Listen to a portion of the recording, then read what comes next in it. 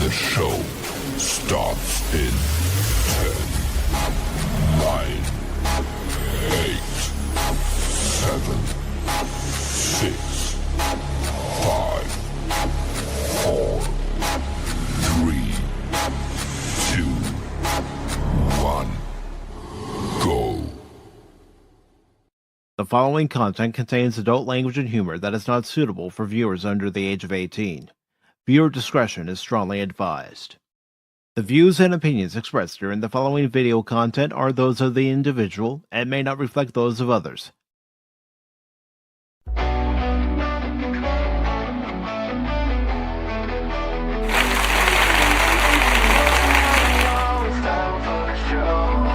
Pacific414 Pop Talk is here.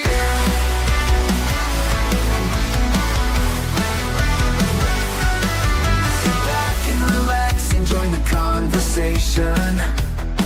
We've got Baron Orman Tagge, Cashmoney007, and even Mike too. Pop culture, entertainment, news and reviews. Discussions will have opinions made from the panel to the chat. Everyone is welcome here. Reactions, watch parties, and special guests. We like to have a good time.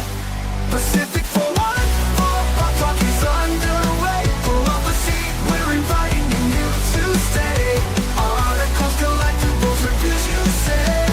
Baron, Cash, and Mike bring the fun tonight. Now sit back, relax, enjoy the show. Don't forget to like or comment below. We almost forgot to share out the show. Pacific414 Pop Talk is one of a kind. It's true. It's true.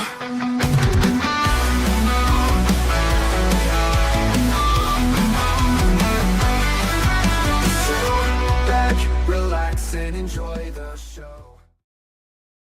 Good morning, good afternoon, good evening, and welcome one and all to the Wednesday edition of Pacific414 Pop Talk, coming to you live on the Pacific414 Blaze channel, the Rumble channel, and the YouTube channel, along with Baron Orman Tagge.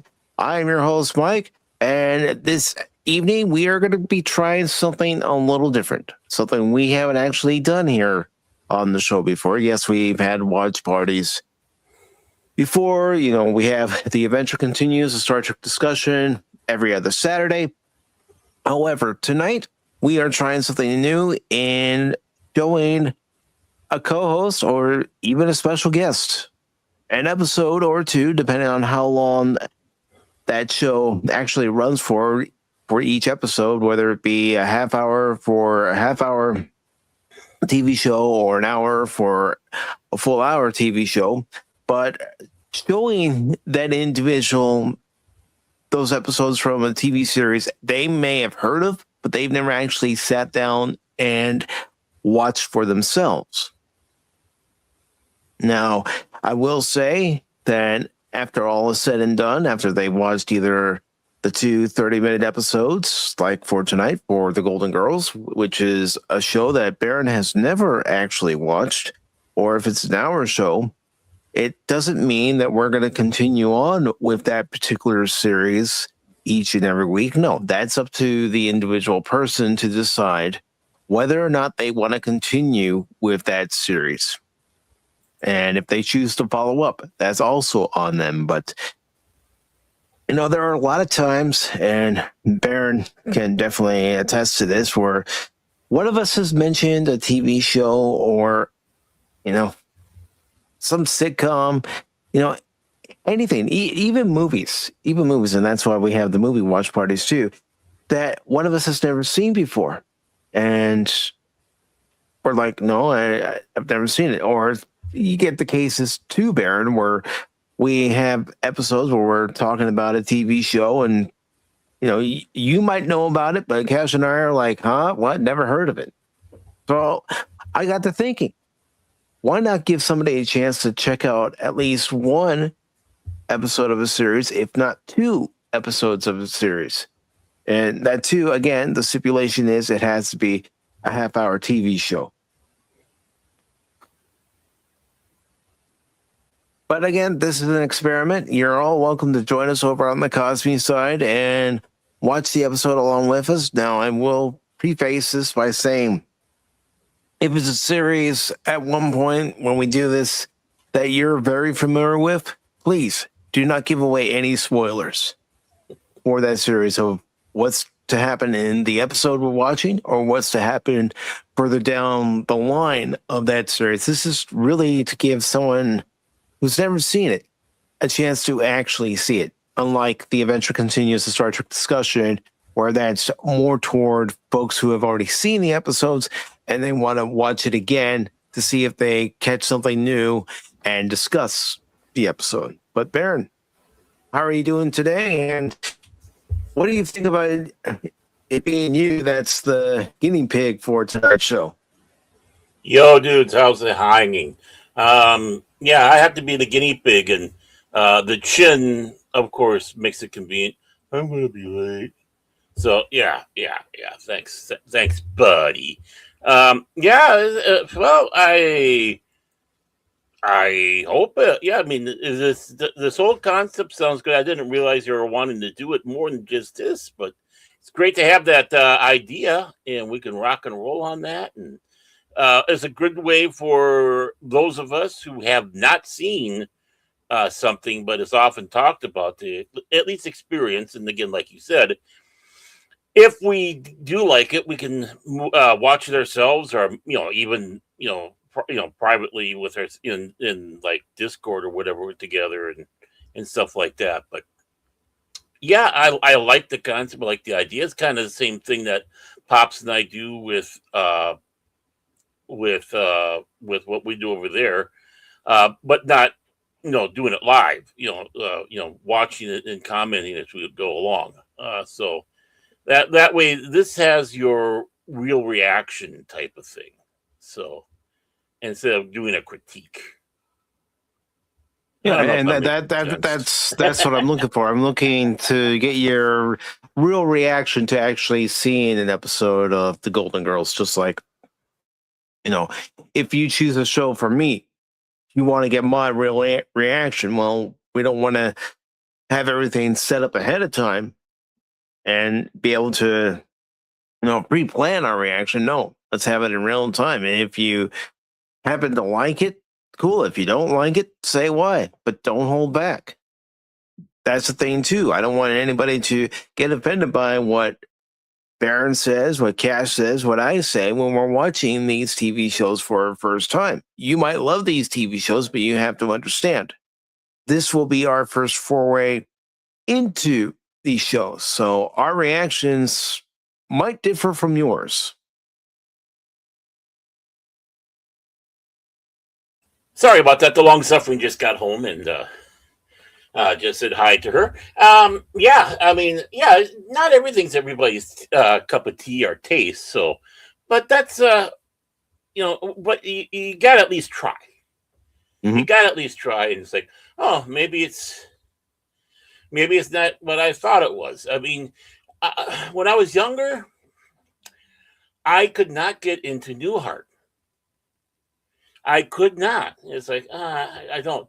But as I got older and it started being shown on, I can't remember if it was MeTV or the other one that they had out there. And then it's like, oh, now I get it. And the reason why I get it is like, well, that's right. It was a CBS show. It was for old people. I'm old. I mean, well, but, the same thing could have been said about the Golden Girls that aired on Saturday nights on NBC from 1985 to 1992. Mm-hmm. And, it was another show that was geared more toward the older crowd, just like Empty Nest, which was its sister show. Mm-hmm. Oh yeah, Richard Mulligan. He was so good. He left before he should have. Honest, had a great role in SOB. I mean, now that's a movie to watch. SOB. Oh, I've never seen it. I have never seen it. Oh, we gotta see if it's available out there, man. I mean, it has Larry Hagman in it. It's the movie where Julie Andrews shows her titas in it. Oh. Yeah, of course, she's married to Blake Edwards, and she wanted to do it. That's the important thing. But, oh, yeah, I mean, you got that thing just loaded with actors, and then it's an assault on the Hollywood system. And yeah, it's like they just all cut loose. They all cut loose. SOB. All right, I will put that on the list of future movies. Yeah, hopefully it's out there. I can check here in a few I'm seconds. looking right now because you're the boss and you're working hard. Hey, I talk and I look stuff up at the same time. Oh, he oh, listen to that. He's Mr. I can do everything at one time. I wouldn't say that. I just know that doing a live stream, you have to be able to multitask. Yeah, that's true. I haven't learned that yet. Yeah, Julie Andrews, Richard Mulligan, William Holden, it was his final movie. Larry Hagman, Robert Vaughn, Shelley Winters, Robert Preston, and others. And as they call it, a black comedy. And yeah, I suppose, yeah, it kind of is. They do have it on Amazon, if this is the right one. 1981.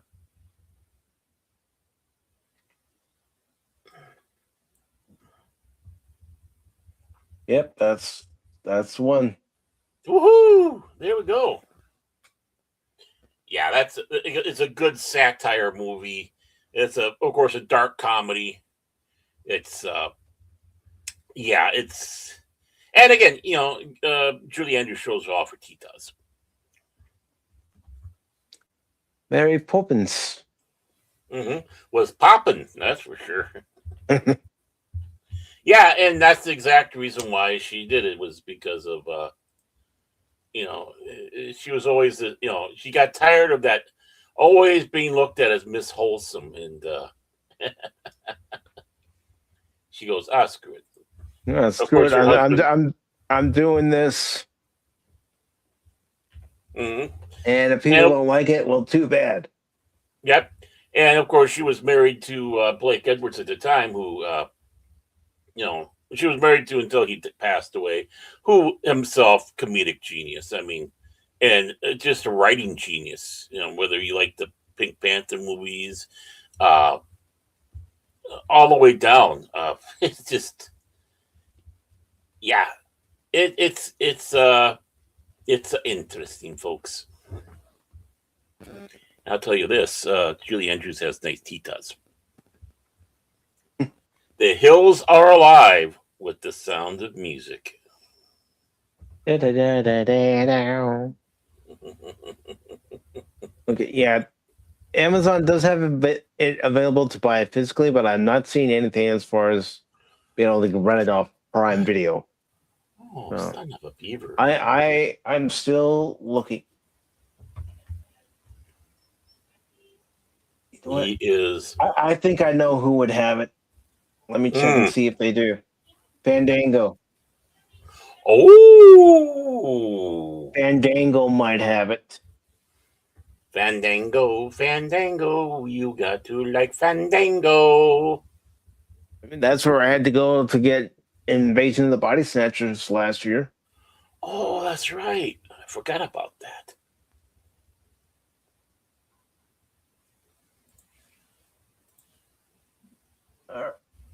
It's coming up now. Whether it's actually it looks like it's on Fandango.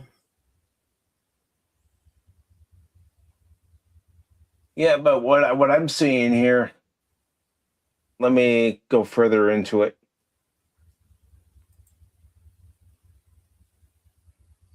Let's see. Yeah. Bingo, moves out.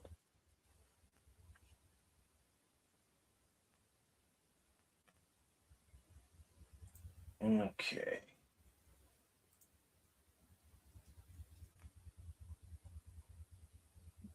Mm-hmm. And he's looking. I am looking. Oh yeah. I'm just doing that for our audience out there. Get them excited. Hey, folks, we is looking. That's right.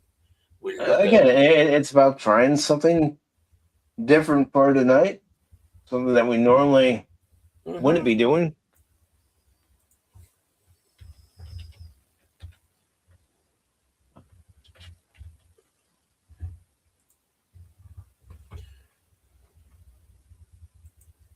We are experimenters. Yes. Oh, I've seen it there. Like, man, I do a lot of experimenting, man. Yeah, man, it's cool, man. I just want to see, because if I can't rent it from, say, Fandango or Amazon or another outlet, I wonder if I can get a digital copy by buying the physical disc. Ooh, yeah, that's a good option.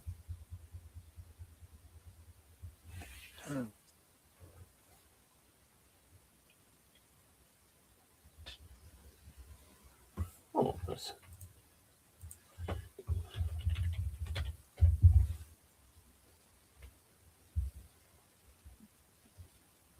Ooh, there we go. Another movie I know you haven't seen, Looker, same year, 1981. That's the one I haven't seen that one. Yep, with Michael Crichton doing. That's the one I sat back and said really foreshadowed what the hell's going on today. Yeah, unfortunately, the physical copies only come with the physical copy. They don't come with a digital redemption card or anything like that.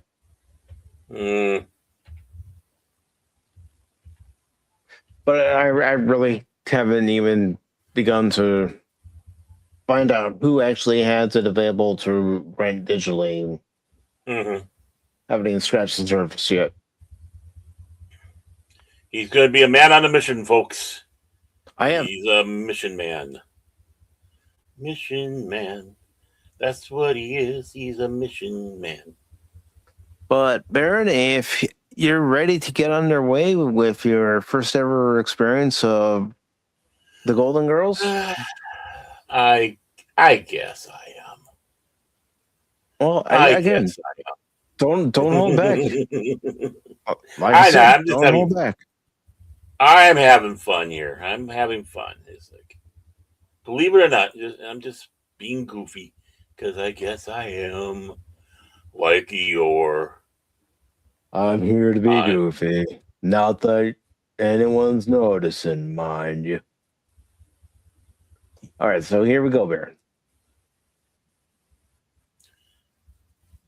Well, thank you for being a friend too.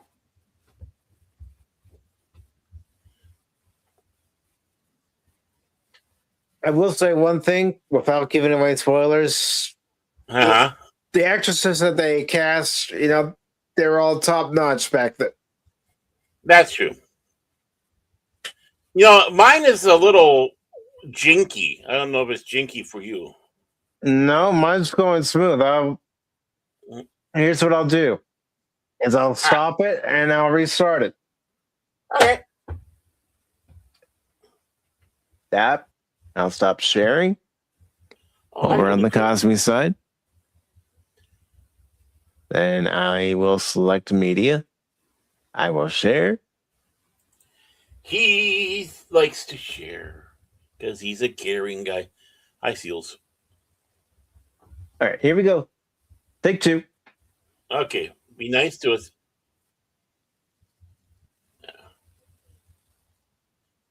Oh, there we go. I think it was just the opening was that way. Everything's not good now. All right. God, I missed that decor. That's 80s. Oh, I know. Oh, welcome to 20. Welcome to the 21st century. Yeah.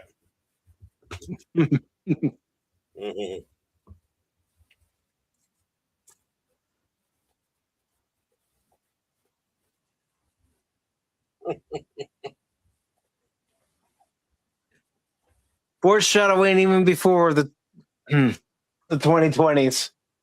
Oh yeah, I mean we had them back then. I know. Yeah. Oh no, I'm just saying for the other people out there that we had them back then, punks and stuff like that. Emus.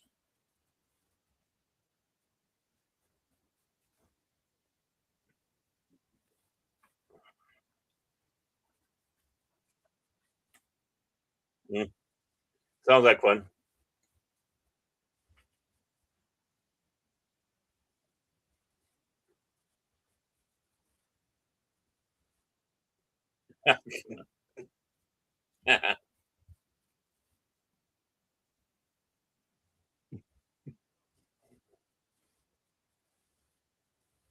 Harry.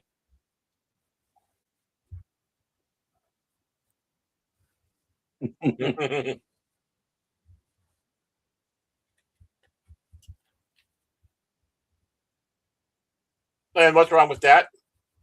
So this little bit they are getting, what are you thinking?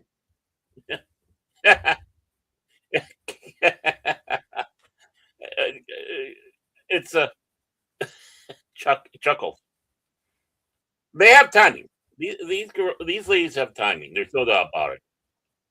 Yeah, they had experience in other sitcoms. I mean, Betty White. Yep. You know, she was part of the Mary Tyler Moore Show, and May Arthur was part of Soap.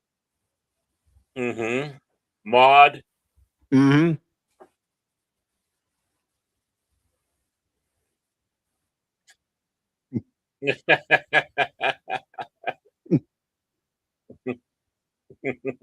Hello, Padawannabe.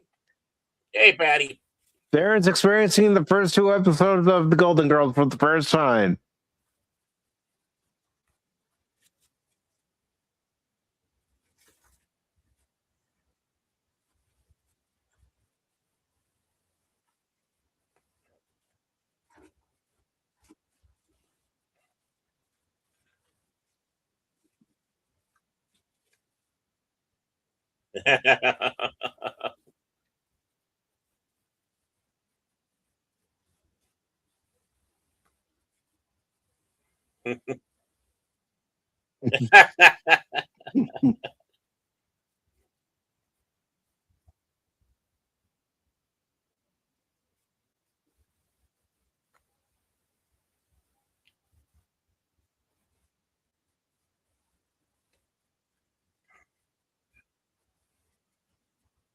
Are they all computers? Just May Arthur. After lengthy imputations, I, computer, have determined the fate of the men. Death by Stew. Yeah. Well,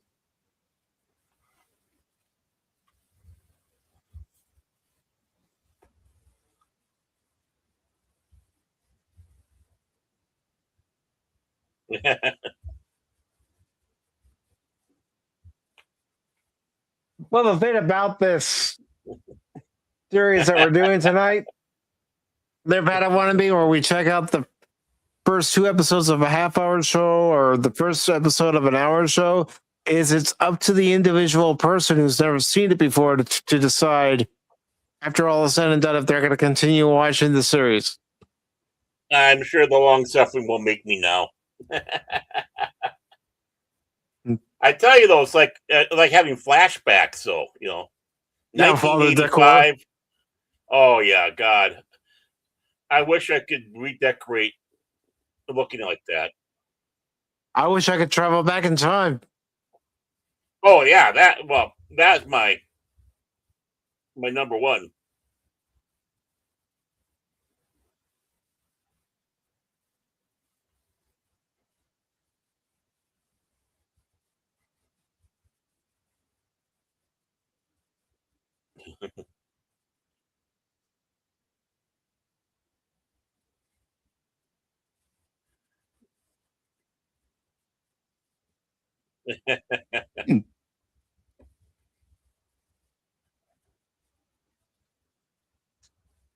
Yeah, you remember them, Padawannabe? Go ahead, Baron. I had.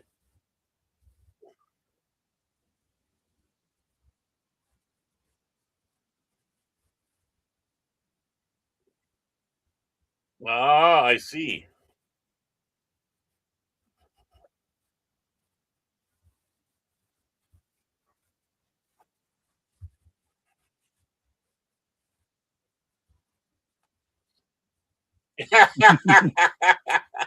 That was a lot of money.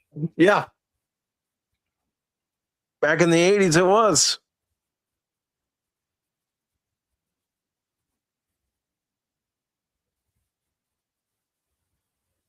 Of course she will.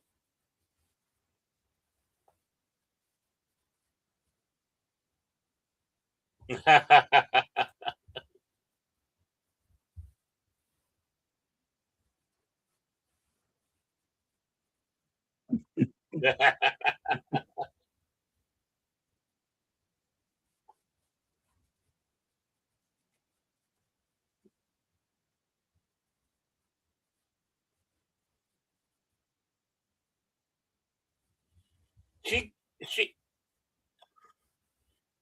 her character changed a little bit though as it went along, didn't it? Yeah. Yeah. Yeah, that's what you'll notice from all four of them as the series goes along. Their characters do develop and grow. Yep.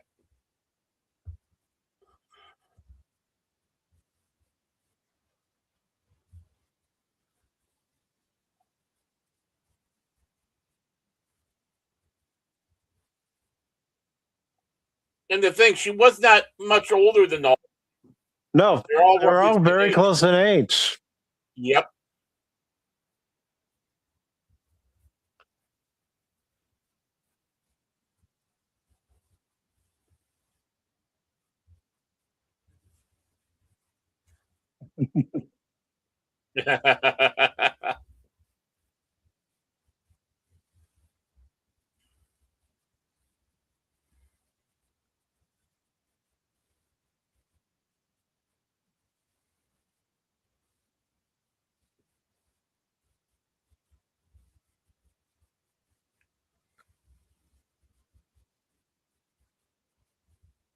Yeah.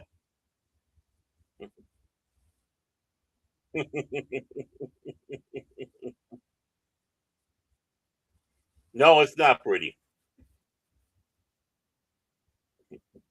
And just to name a couple of guest stars that the show had, Baron, Leslie Nielsen, Yep. Dick Van Dyke, and Burt Reynolds. Oh, Bert. Were just some of their guest stars.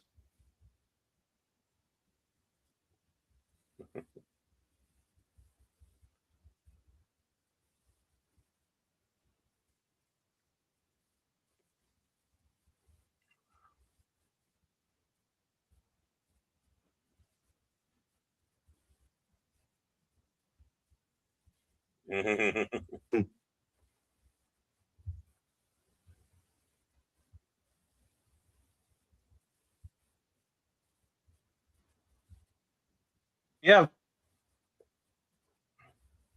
It's because he had smart writers writing the comedy. Oh yeah, and good actresses. Mm-hmm.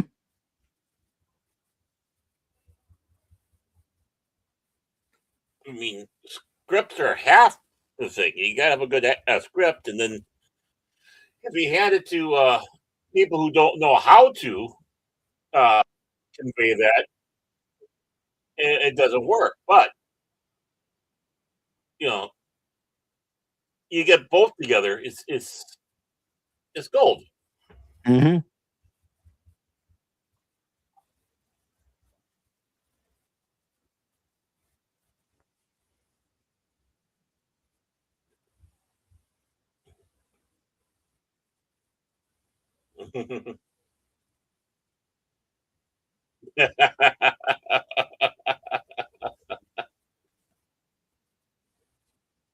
Drinking,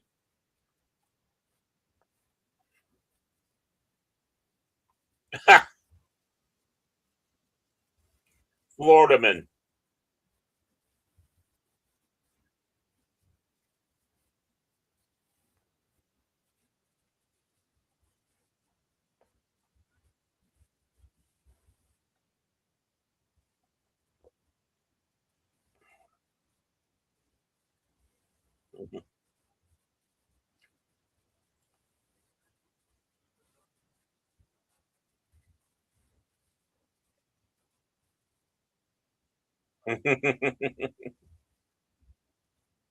And see, the thing about Bay Arthur, and I know you know this, Baron, Yeah. but she was always able to deliver that dry wit humor, Right.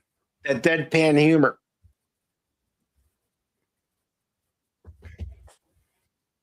Well, uh, you know, again, it's she was Jewish and has that Jewish humor for somebody like that. Mm-hmm.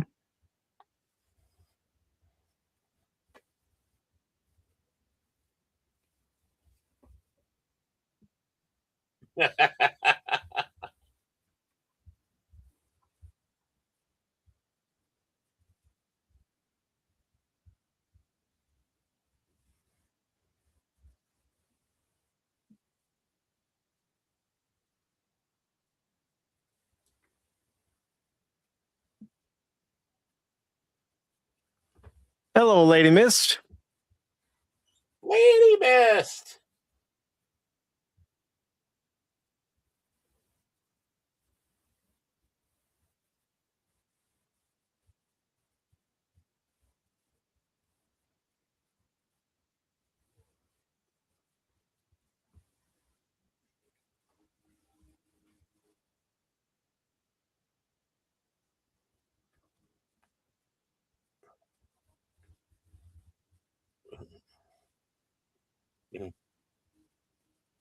Ooh. You still think about that now? Yeah.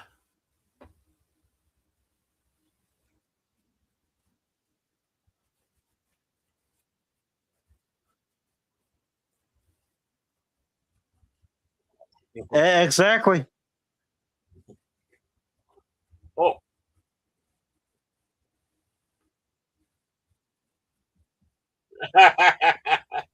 Blow gun.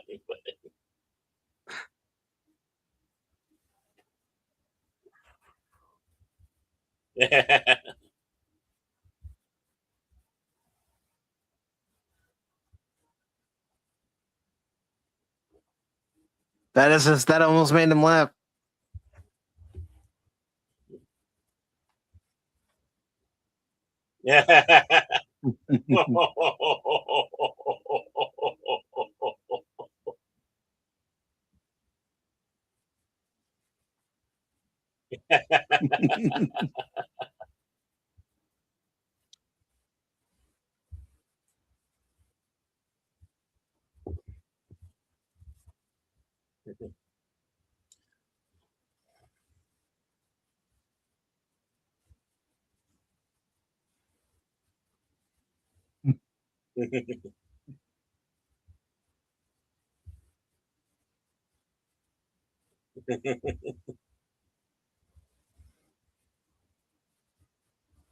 Sounds good to me.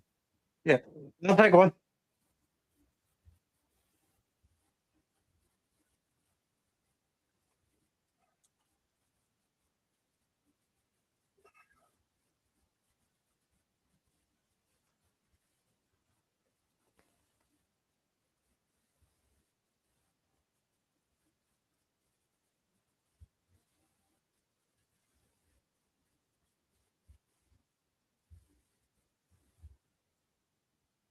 That was me.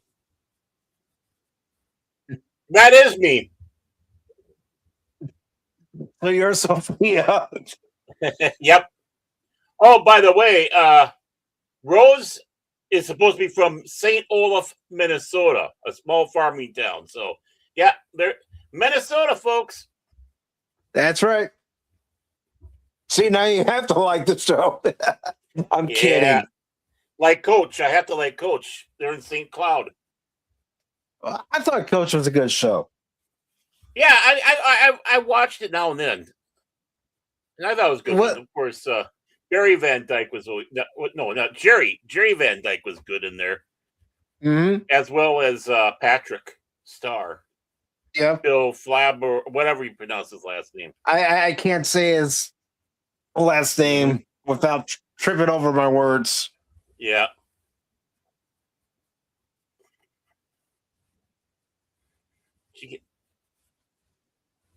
No. That's you and Cash. Mhm. Yeah. That is Cash and me if we had breasts. Well, I'd have breasts, but if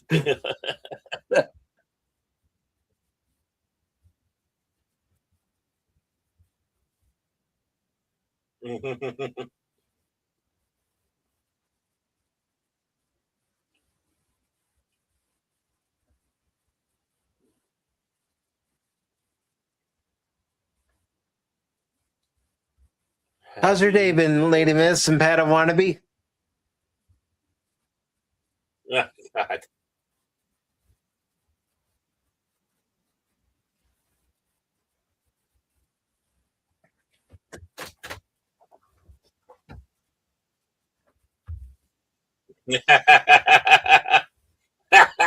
You need the digits at the end of their name, or you need to know their username to look for in the search. Yeah.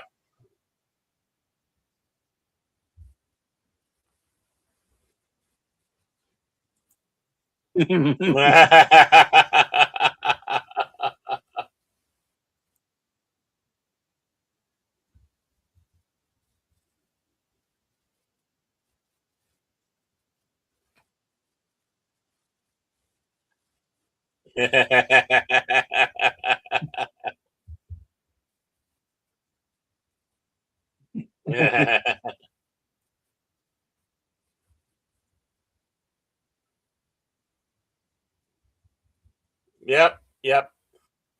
And see, they weren't afraid to get physical. No, slapstick and you know, and of course the wit.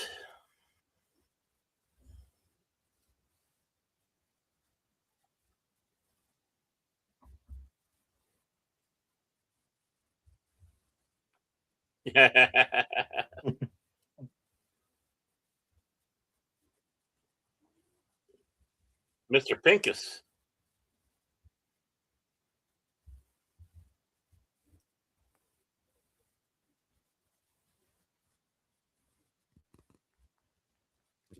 Mm,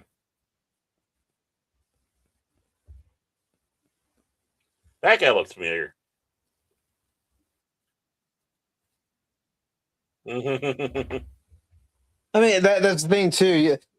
You'll see different actors as the series goes along that would go on to be in Mhm. other things. Like George Clooney, for example, was in an episode of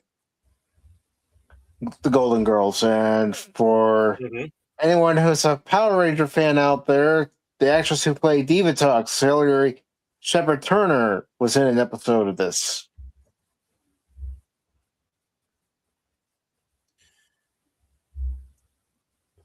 You know,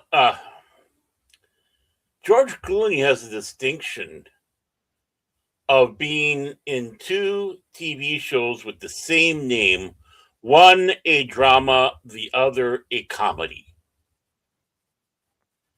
and that is ER. Mm-hmm. Except the comedy one had E period R period, while the other ER didn't. But yeah, there's a little bit of George Clooney. And no, that wasn't Paul Bear. That wasn't Percy Pringle. Mm-mm. Mr. Pincus.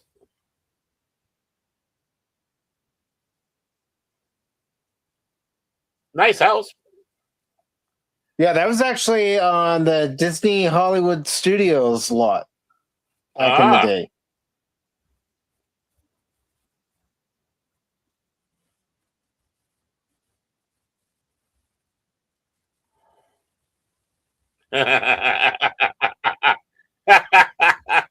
Mhm.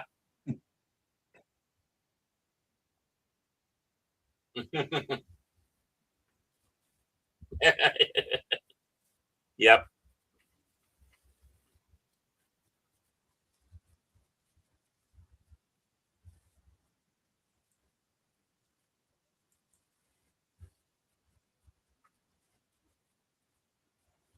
Julio. Mhm.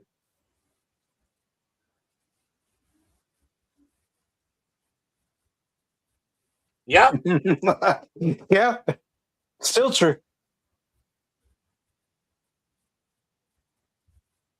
Yep.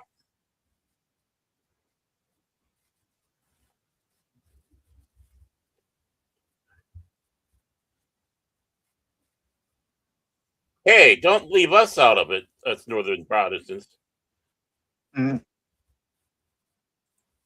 No.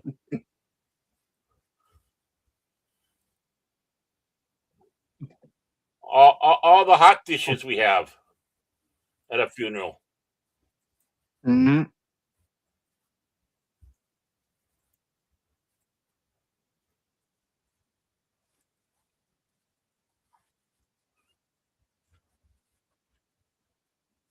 Now, in between, this and the next episode, that's when we're going to get your thoughts. And Yeah. Well, yeah, because this is the first episode. It's kind of hard to judge an entire series off of it. But this is a pretty good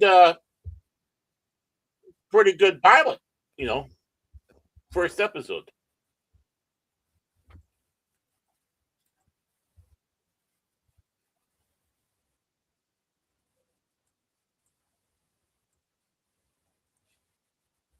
I feel good. Doo-doo-doo-doo-doo-doo.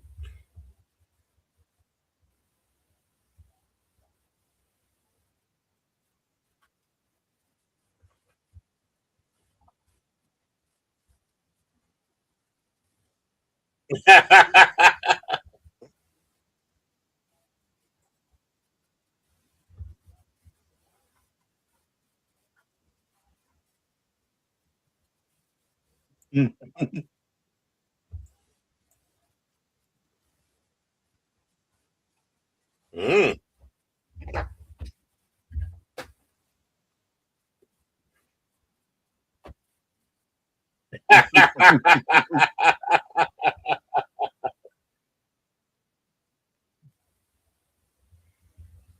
all right, so Baron, that was the pilot, episode Mhm. 1. What did you think? A good setup. I thought it was kind of weak with the mother coming in and how she came in. Uh, Mm-hmm. it just like just kind of like a drop and run. But again, it's the first episode, and I know that her character becomes extremely popular Mm-hmm. in the show. But yeah, I mean, that's kind of like three of us if if we were women down in Miami. There's just no doubt about it. Just calls the cranky old man instead of the Golden Girls. Yep, there we go. But yeah, not a bad pilot. Because sometimes even the best of shows, their pilots uh, you know, aren't necessarily the best because it's like, okay, we got this going. The actors and actresses and everybody else are feeling out what their roles are and such, but you can kind of see that that roadmap has started, and I know it gets a little more. Their characters flesh out a lot more. Mm-hmm. Is that Coco guy with them all the time, or was he just a pilot guy? Negative. He is not with them through the remainder of the show. Okay, so that's just it. Drop people, add people, stuff like that.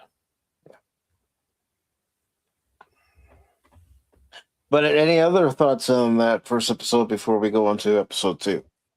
Oh, there's some good laughs in there. There was definitely some good laughs. It's like, God, I forgot how good stuff was that. Of course, me being older and all that, appreciate it. But it's good nostalgia. It's good nostalgia. Yeah. I mean, again, with who you have all cast in there, Rue McClanahan and B. Arthur and Betty White, uh, you know, all top tier. Estelle Getty, they're all top tier in there. Estelle Getty didn't get really a chance to shine in this episode, but like I said, I know she does as we go along. Yep. When you have a top team like that, and obviously it sounds, just from hearing it, a darn good writing staff. Is my God, what have we lost? I love it. I love it. Entertainment. like That's what we've lost. Right, exactly. It's like but the problem is even with the few double entendre blue jokes that they had in there, which was apropos. I mean, it wasn't gratuitous, are such like that. I mean, I can see people today, kids today, and all that. It's like the show's too tame. You got to have sex jokes and stuff like that left and right in the show, and hype energy type of stuff, obnoxiousness, stuff like that. And it's like, no, this is how it should be. But it's hard to watch when you are nose deep in your TikTok. So, Yeah, and if you notice, and I'm sure you did in this first episode that we watched, you notice that Dorothy's the one that delivers the majority of the quips. Mm-hmm. Right.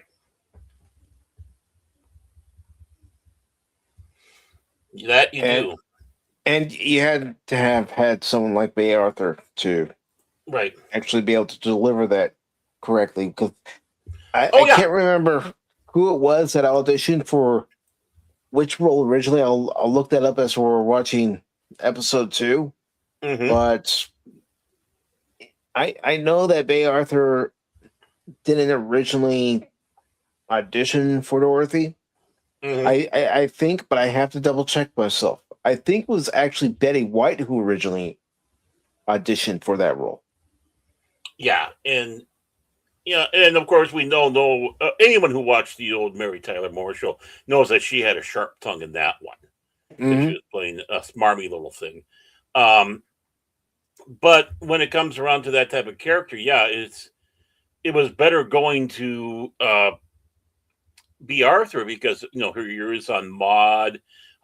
Also, when she was guest starring on All in the Family, having to go up against Carol O'Connor, being Edith's sister, I believe. You have to have that timing, and she is the classic Hollywood conundrum too. Like I said a while back, listening to the commentary track on Highlander, they were sitting back saying, yeah, Italians always seem to play Jews, and Jews always seem to play Italians, which you had there with P. Arthur. So it's like, that again, it keeps on going. Brad Garrett, B. Arthur, all those, but it works. Whose nose is, really, are you going to get your nose out of joint about that? No, because they're so good at it. The point is they're actors. They can play any role. Right. Selma Diamond, I believe, was scheduled to go on there, but yeah. And Doris Roberts. Okay. I have a correction in my information. It was actually Betty White who auditioned originally for Blanche Devereaux. The role played by Rue McClanahan. Yeah. Excuse me. Oh, he's all choked up hearing that. Yeah, it is. I can see her doing it too. She could have done that role, but yeah. I think being that clueless Minnesotan there, don't you know? What do you say about your people, Baird? You're clueless? Oh yeah, there don't you? Especially when you get up there, because she's up there towards the north there. Yeah, you're getting close to the range. When you get up to the range there, it's like it's like Nathaniel's walking around there. Don't you know? I'm not kidding. But I worked with a guy. He was my boss.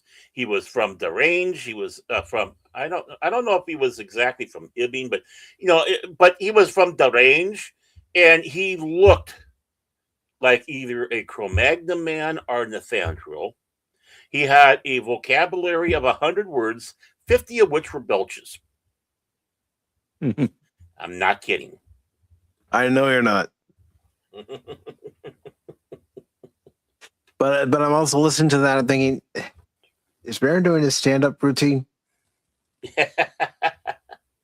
Well, it's easy to turn into a stand-up routine because, they're just some of the unique people. And what the thing is, he worked for the airlines. But don't worry, folks. He was working in where they repair the ground vehicles. Like our pickup truck or the the tugs, things that pull the planes or the baggage carts all around. So he was perfectly fine in there. Just lock him in there. The sad thing is he was suffering from ALS, and that was one of the sad things. So yeah, he'd fall asleep in his chair a lot, but no one paid attention to that because they knew he was ill. He had another guy that was working with him that, again, a great guy. He was a great guy and all that. But yeah, they were able to work on that. But yeah, I mean, the guy would answer the phone, the company phone that goes down into his into the mechanic's shop there with a belch. And I'm not kidding. Parts department. Yeah. No, he didn't even say that. He just went, bah. Well, I mean, when you have one of the vice presidents of the airline, again, no joke here, folks. And I go walking in the upper level bathroom. I kind of like it. I always kind of went up there because it's a little bit more peaceful. And he comes rushing out of the crapper stall, and right out the door. Doesn't even wash his hands. It's like, really? Oh, come on, man. I know, but he was one of those that got drunk and fell out of his boat while it was on the trailer at home, and I can't remember if he broke a leg or whatever. Yeah, he was a piece of work. He was a piece of work. Sure sounds like it. Oh yeah, I could regale you with stories about the airlines you'll never want to fly again. You know what? I'll walk. I'll take a boat. I'll take a train. Greyhound.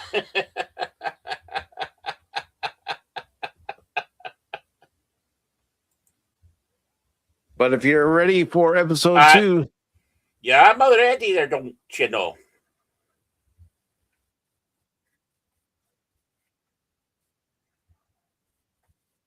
I love how she's got her in a headlock. Mm-hmm.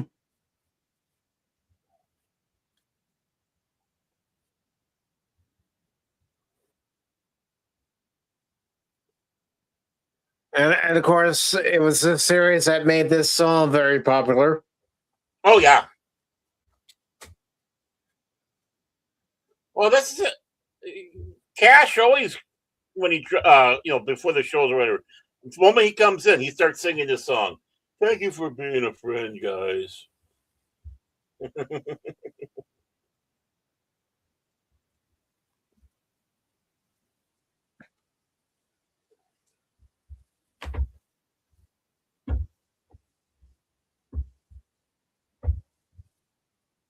And of course, there was shot like a lot of 80s sitcoms, especially were shot. Yep. Yeah, the multi-camera sitcom.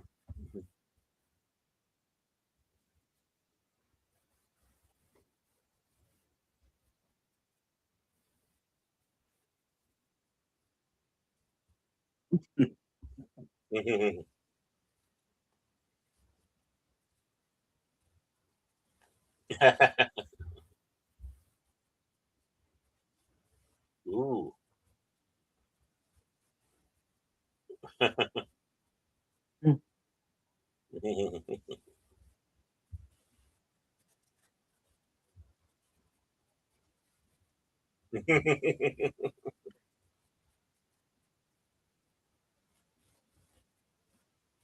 Doctor.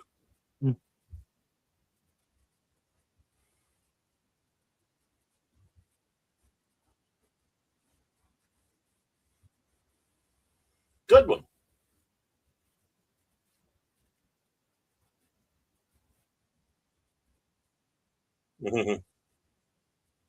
Hi, Mom.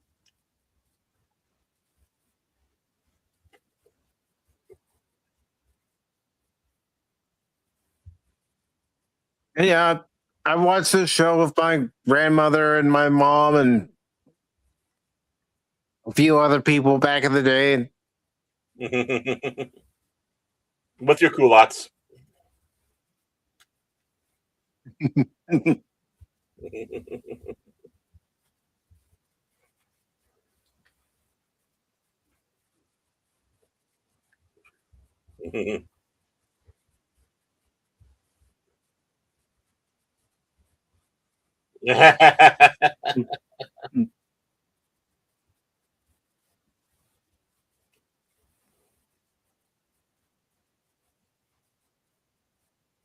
Oh, yeah.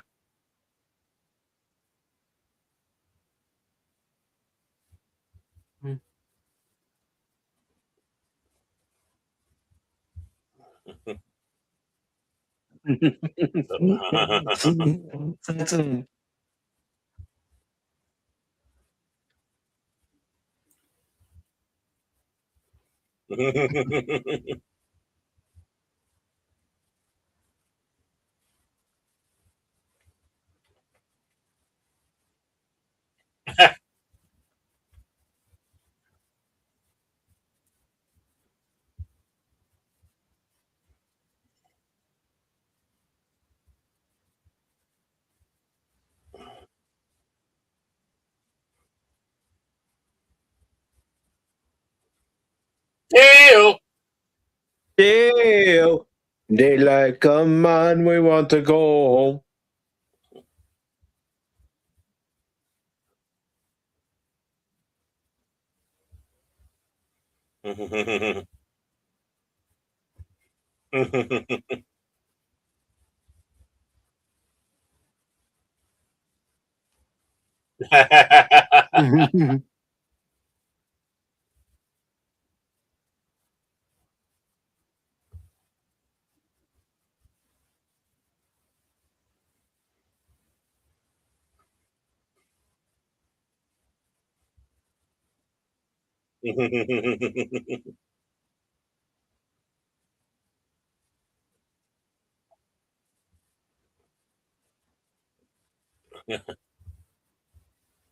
Oh boy.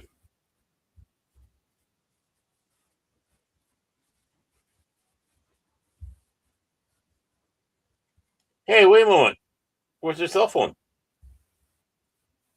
Hmm?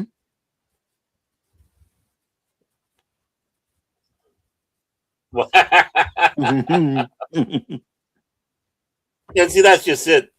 The blue humor is wittingly done. You know, Hmm? it's not It'll in your face like today.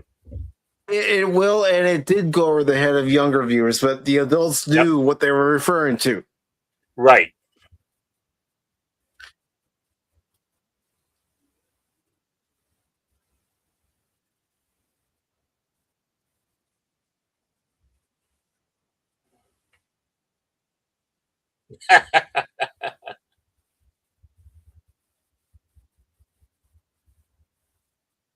Yeah. Oh. And of course, leaves it to your imagination. Make Yeah, it funnier. you get to decide what happened in that tanning bed.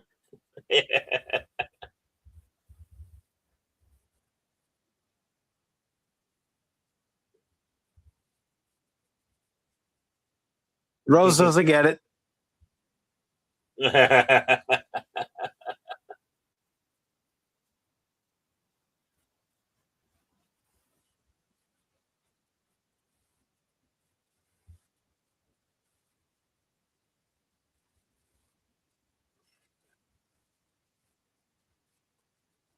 Wedding elves.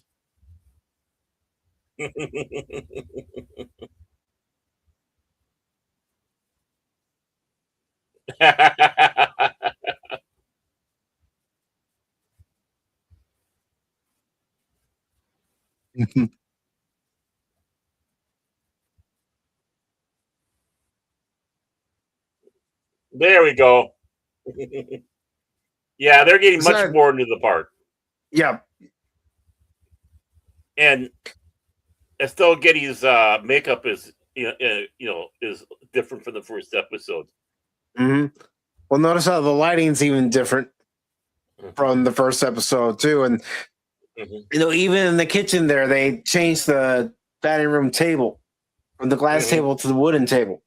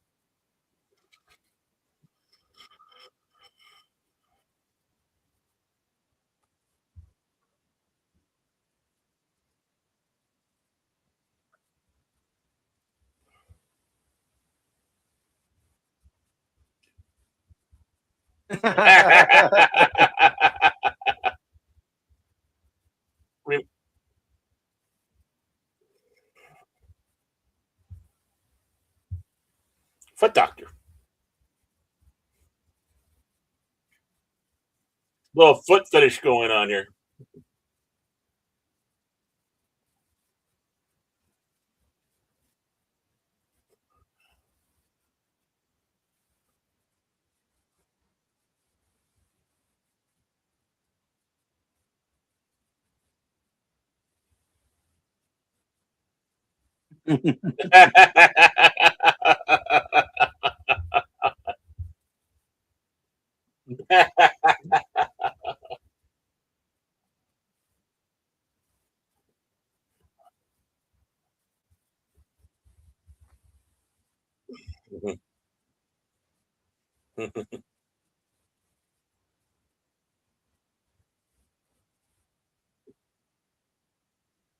Young and firm.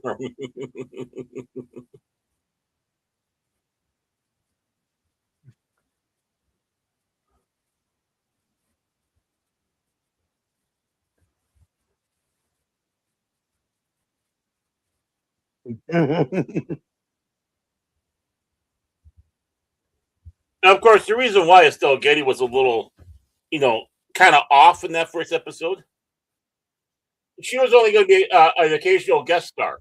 Yeah. So then they decided that they're going to make her a regular cast member. Yeah, and they got rid of Coco instead.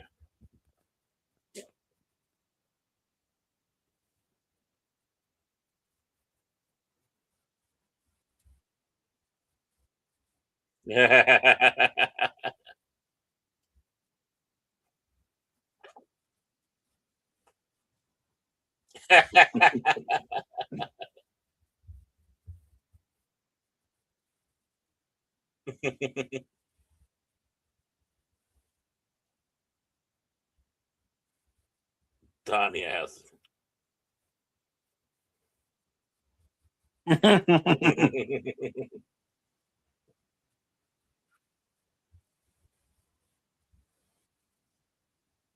Oh,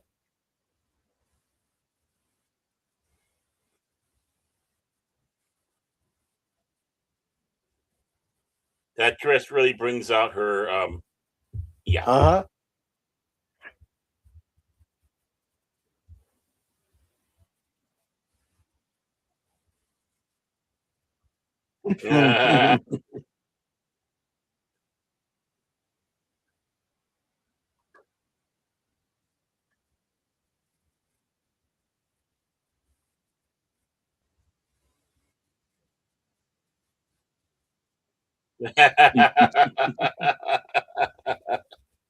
Gee, you wonder where Dorothy got her sharp tongue. Oh, I could say she got it from her mother. Mm-hmm.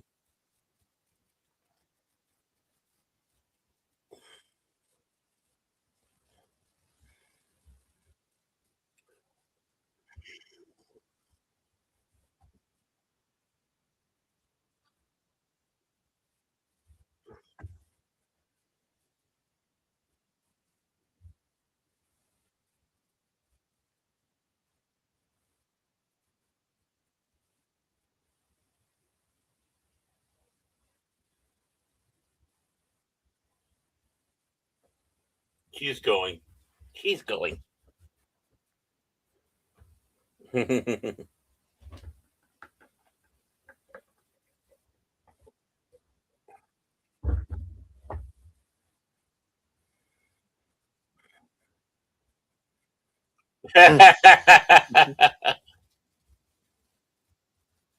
was waiting for that.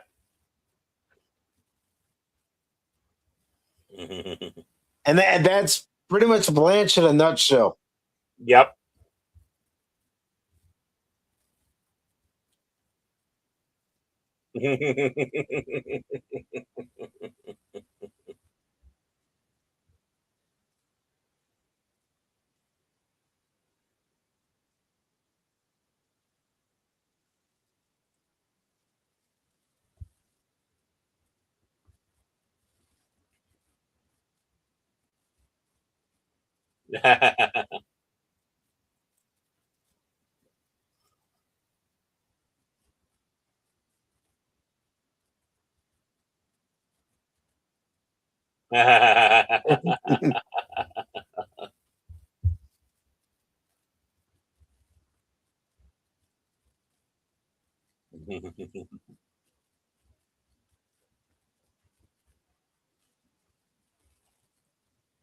Maui.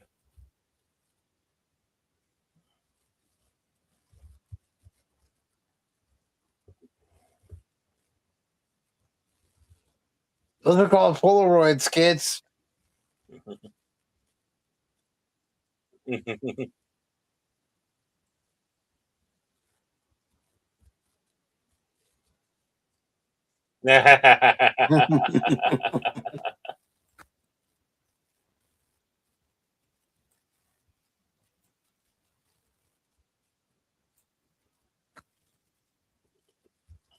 Yeah.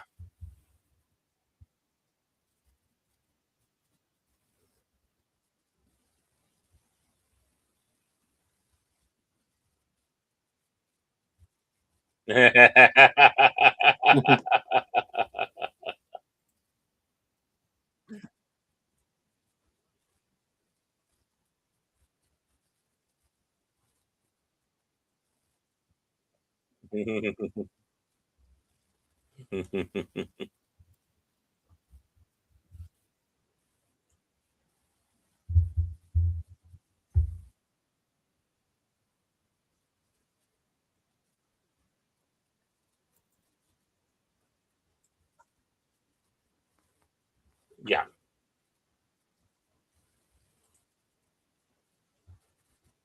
Ooh.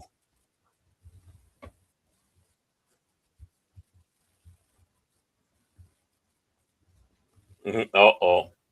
Yeah, this is an old joke, Yep. but it works. And the writers do it. So that's why they're using it. Right.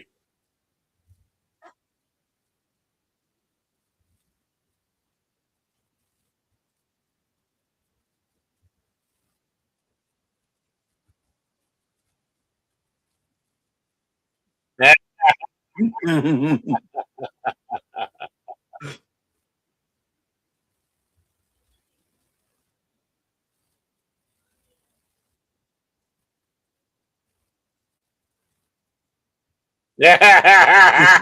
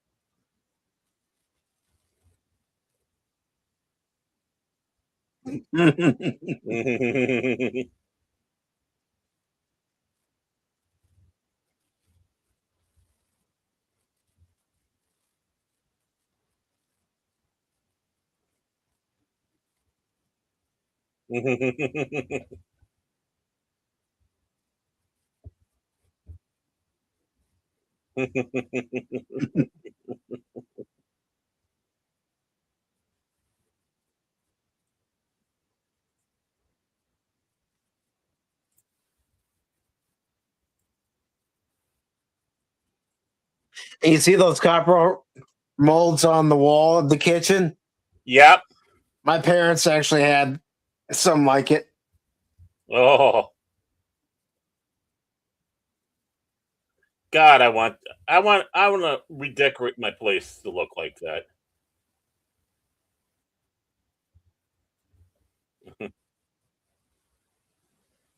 Throw rice at the kids. Well, she is. Mhm.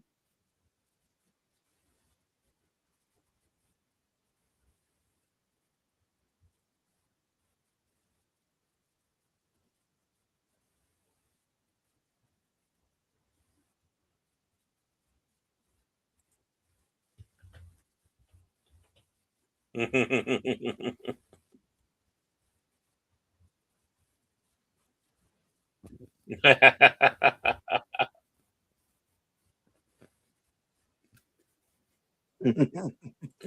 like Remember that, Baron.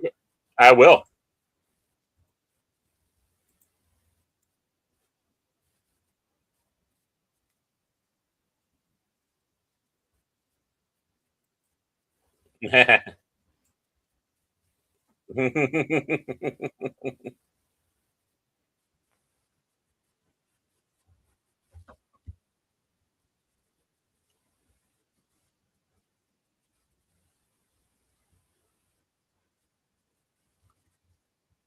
Aw.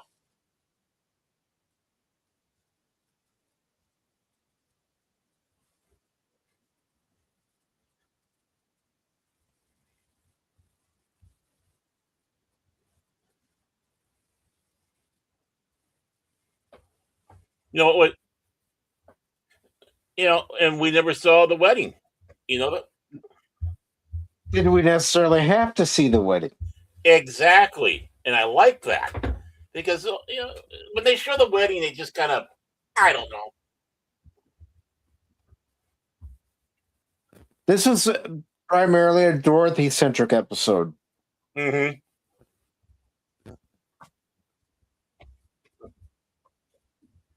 Bye, everybody. Rin and her daughter was a means for Dorothy to confront Stan. Mm-hmm.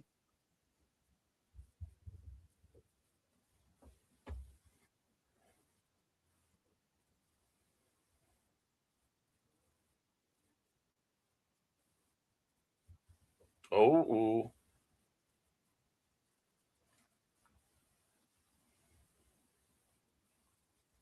Yeah, he's dead.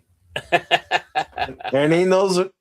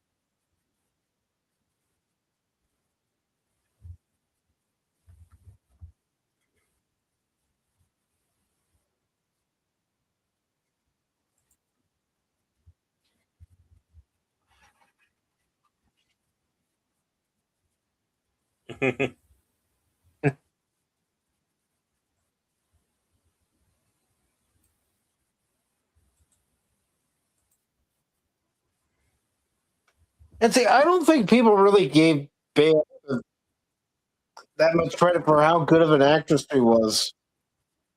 Mm-hmm. And the fact that, she was on Broadway, did a lot of plays. And, Oh yeah.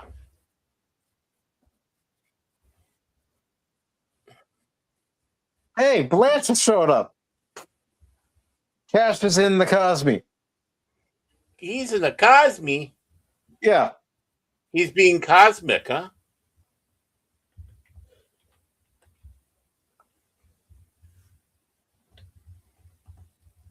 We still need shows that are like this. I'm not Yeah. saying that it has to be Golden Girl, but No, still but- using this formula that has proven to work. Mm-hmm.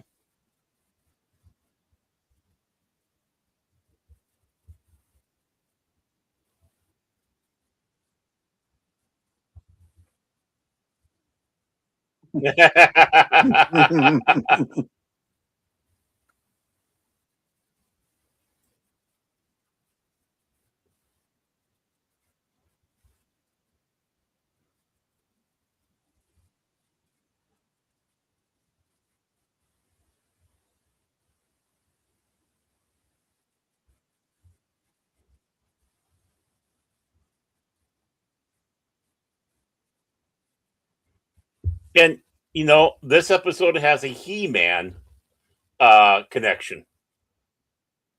Oh, Yeah, the actor who played Stanley was married to, until his death, to Christina Pickles, who played the sorceress in the live action. 87 movie. Yeah. So, Baron, that was episode 2 of the Golden Girls. A lot better than the first one. And like I said, the first one was good. But yeah, things are solidifying, especially now that they know that Estelle Getty was going to be a regular instead of just an occasional guest star. And yeah, you can see them gelling a little bit. Boom. It's like they're finding their way. And again, the humor. It's just, again, just one little blue humor that was with innuendo that, of course, you got to think about. Kids, like you said, kids would miss it, but the adults would know. And instead of like, Sheldon talking about coitus like 15 times in an episode of the Big Bang, our 2.5 men, again, heavily sexualized that it shows you don't need that for the humor. It's a little bit more of a gentle pace, but it still ramps up. I mean, just like Dorothy. I mean, you got B. Arthur in there. There's going to be something with her having that attitude, right? Mhm. And then, basically, Betty White, kind of being a little bit of a foil there, being the Lou Costello, you might say, kind of a little clueless or whatever, and a little goofy, doing such a good job on there because, really before this, she was known for being on the Mary Tyler Moore show as a good old snarky. God, in the mental block on the name of the character that she had in there.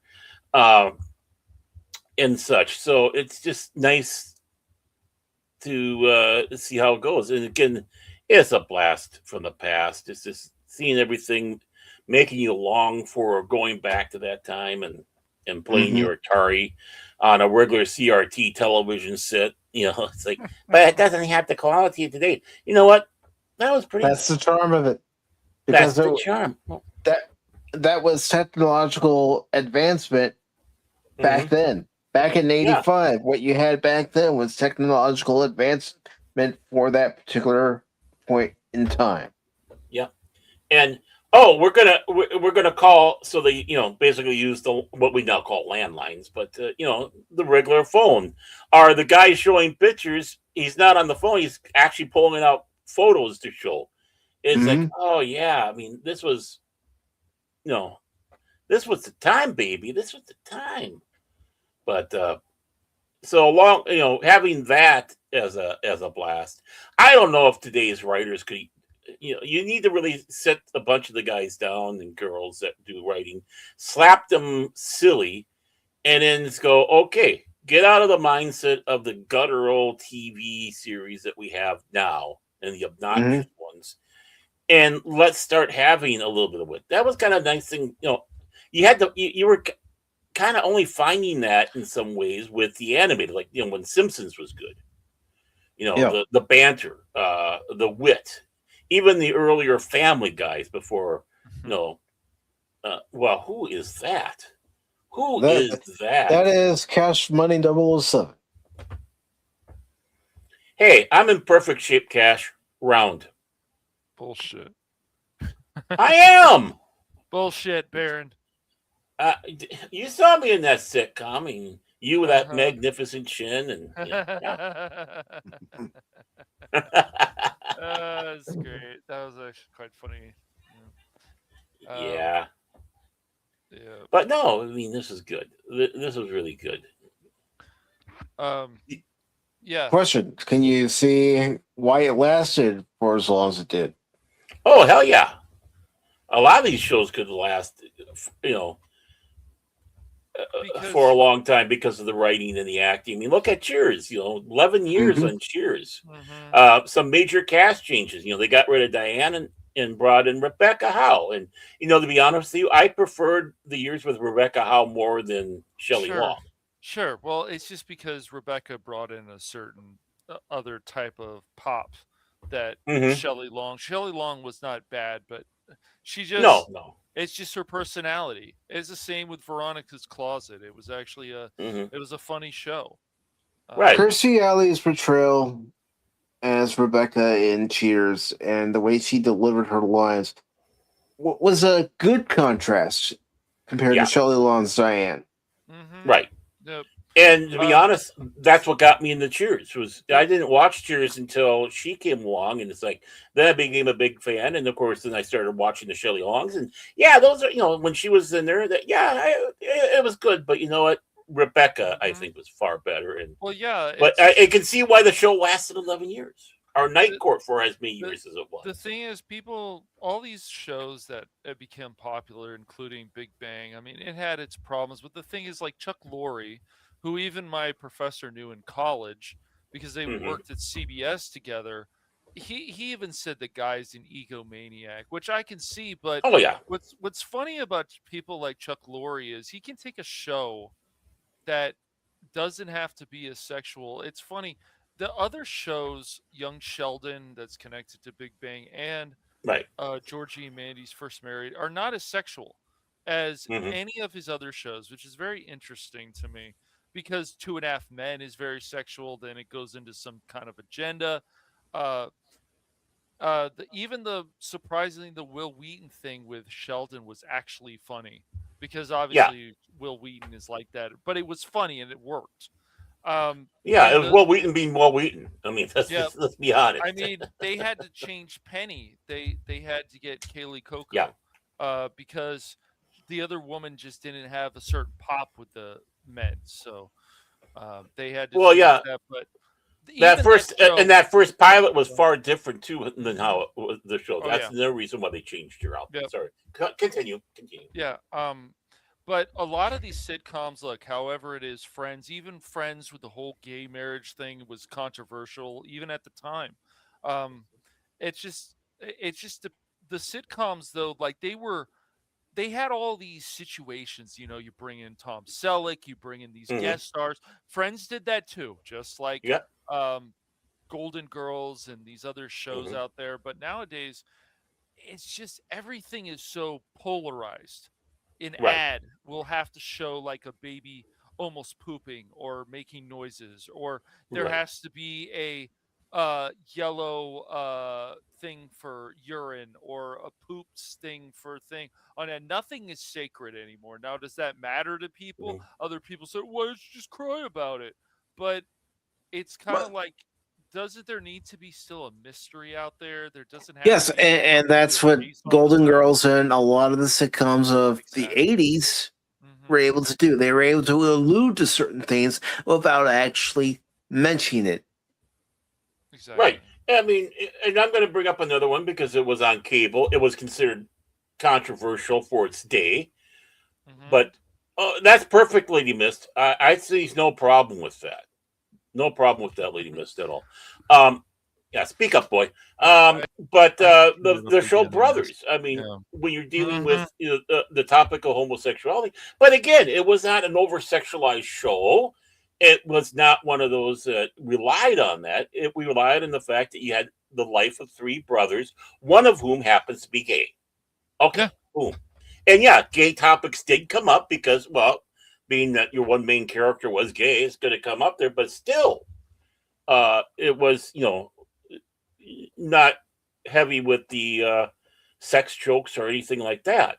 Again, the big controversy was the fact that you had a gay guy in there, and he came out of the closet, and he's got his flaming gay friend, Right. Charles Philip There we go. McKenzie.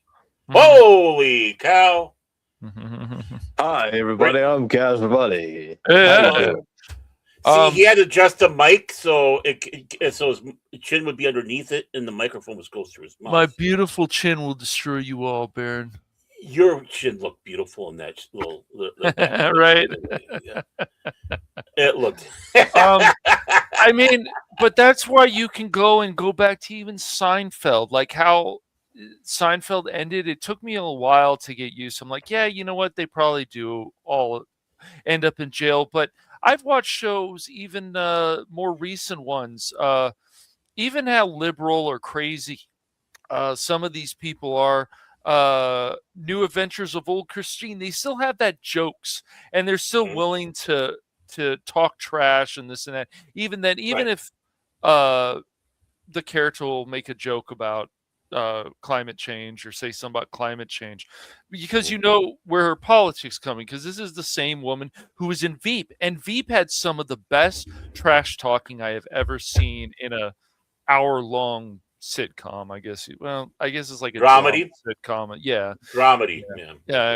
But it was hilarious, dude, the way that they talk to each other. You don't see a lot of shows like that. I'm not really a fan of that Selena becomes president. She doesn't deserve that. She's an awful woman. Okay, I'll take your word for it. I don't know. Have you ever watched Veep? You might like it. No, I only saw one episode of Veep. Okay, you guys might like it. A lot of good guest stars too, but well, that's just it. When you have a good show like this, you would get. I mean, you had Robert Stack guest starring in the Brothers series as the father of the flamboyant one, played by Charles Philip McKenzie. Of course, like you said, with Friends, had Tom Selleck coming in there, Burt Reynolds on this show. And whatnot, and amongst others. And when you have a good show, people are more than happy to come in that have a bit of a name and willing to not command a big price, because it's the experience. They want to be part of what's going on. And I think one of the big things is back in this day, many of these comedies that we're looking at, they went out on their own terms. They weren't canceled. Hanson wanted to move on. They could have kept on going with Cheers, and it would still be good. Same thing with Newhart. I mean, yes, the good long run, they could have kept on going, but it's like Bob and the others. Okay, it's time to move on. We had some really good years here, and that's a big sign of how good the shows are. If you go out on your own term instead of saying you're canceled. I mean, again, one of the biggest comedies there was, and the Cosby Show. I mean, very weak, poor pilot. But I mean, again, he went out on his own terms on that show because of how popular that show was. It was, yeah. And so Night Court, kind of the same way. So when they go out on their own terms, you're sad, but you understand. But at least, they left before there was a chance of it becoming old and stale. Yeah, because it's different compared to how Family Ties left the air and how Fresh Prince of Bel-Air left the air. Those two shows in particular left the air because one of their stars was becoming very popular, and the creators felt that the show wouldn't work without those stars as part of the ensemble cast. Yeah, it's just if you're going to ever bring it back, it has to have the same flair, and you need to honor. I don't know. I never watched Bel Air. I didn't care enough. When I heard what they were going to go do with the direction and have Will's kid in there and stuff, I think his kid was in there. I was just like, guys, is this really honoring even some of the people who have passed away? Is this really honoring the actual show? What made the Fresh Prince so good, and all about all the different situations you guys had, people that actually fought for civil rights and black people, and how white people felt about black people, and how other black people felt about other black people, and says you're not one of us. And they don't seem to be willing to do these episodes. And that's what was so great about the Fresh Prince. You had all these different situations, and you're like, yeah, I could see this, dude. Even Donald Trump guest starred on an episode. He guest starred on a lot of stuff back then. Yeah. I mean, he showed up, and he was like, people wanted him. But let's take a look also the fact that Frasier was the same way. Went out on his own. After 11 years of that show, I mean, you had 22 years of the Cheers universe right there. And that's not including Wings. Oh no, because that was part of the Cheers universe as well. That's cool. Right. Yeah, Wings was a really good show too. We're not talking about the show on the Discovery Channel where they would talk about different aircraft. We're talking about the sitcom. Yeah. Thank you, DJ Nerd. It's the same with Married with Children, as dysfunctional as the family could be. You were rooting for Al. You're like, oh, I want him to get a win. He deserves a win. He doesn't deserve this all the time. And he got some wins. He got a few wins. They weren't glorious ones, No. but he got a few wins. But I also love the fact that he loved Peg so much that even other women who wanted to have him, he was like, no, I need to be with Peg. And how annoying is like the Vanna White episode. I was thinking. And how violent he got if someone was trying to make a move on her. Right, exactly. Because even though Al would always act like a child when it came to Peg, and act like she bothered him, he still loved her. Oh yeah. Yeah, I mean, they are the. What do you mean? What have you done to my husband? You're my pig, by the way. Okay. I missed her today. With every shot. So because the long suffering's here, she's asking this question, and Cash just got here, and DJ just got here. I'll explain how this particular series on Pop Talk is going to go. For those of you who missed it in the beginning of the show, how this is going to go is once a month. Somebody on the panel is going to select for someone else on the panel what show they should watch that they have never seen before. Oh, they may have seen clips here and there, but they've never seen a full episode of a particular show, whether it be a half-hour show or whether it be a full hour show. Now, if it's a half-hour show, it'll be 2 episodes like we did tonight for the Golden Girls. Well, if it's an hour show, it'll only be that 1 hour episode, whether it be the 45-minute episode, 50-minute episode, however long it is. Oh, by the way, Cash, I have seen full episodes of Friends, so you can't pull that one on me. Okay? I'm sure you have, dude. I could tell from the things you've said. But we will decide, and this involves the chat too, to decide what show that person should watch, what episode or 2 episodes, depending on the time limit of the show. Again, whether it be an hour show or a 30-minute show. But we task that person to watch the episode during Pop Talk live over in Cosme and give their genuine, unfiltered, unbiased reaction to that show. Whether they like it, whether they don't like it, what issues they have. And then it is up to that particular individual afterwards to decide if they're going to carry on with the show and watch further episodes or just make it a one and done thing. And just to let you know, Cash, Mike and I had a big discussion when you're not here before the show, and we picked out the one we want for you to watch, and that's My Mother the Car. I've never heard of that. Oh, you've heard of it. We've talked about it. I don't remember you talking. Mike. No, I don't. I really don't. Heard him mention My Mother the Car. Oh, God. I must have forgot about it. You just volunteered yourself, sir. You just God. volunteered yourself. What is that? A show from like the 70s or something? 50s. Wow. Jerry Van Dyke, Avery Shriver, Ann Southern, providing the voice of the car. Well, what do you say, Baron? Has he just drafted himself to be the next victim for next month? I mean, I really like the. I really like the. I mean, I'm sure that it's a good show. I really.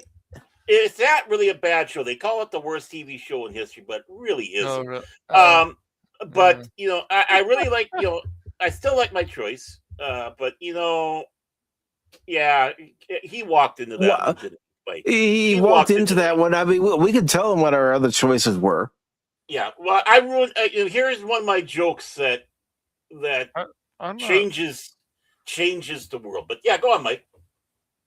Okay, we were thinking either Blake 7 for you to watch because, as far as we know, you've never watched it before, or Red Dwarf. Dun, dun, Yeah, dun, I've obviously I hear Baron talk a lot about Red Dwarf. No, I've never watched Red Dwarf. Mm-hmm. No, we did not watch the Golden Girls spinoff. No, not that aired on CBS. No, that's right. There was a spinoff. You forget about these things because they're only one season. Yeah. Well, there was a spinoff of Friends called Joey. It wasn't a bad show. Yeah. But it didn't go nearly as long as Friends. Yeah, well, it went about a season. I know. Yeah. It just, but I think, yeah. No, I'm reading what your lovely wife said. I know. I'm gonna cook up some crow for Baron. Some crow for dinner. He needs to heed his words about the Golden Girl. Yeah, he got some good laughs. Yeah, and I haven't said much about the Golden Girl. I can hear the long-suffering laugh in the background. I love it. I have done it. Victory is mine. It is over. Did you hear that? Yes.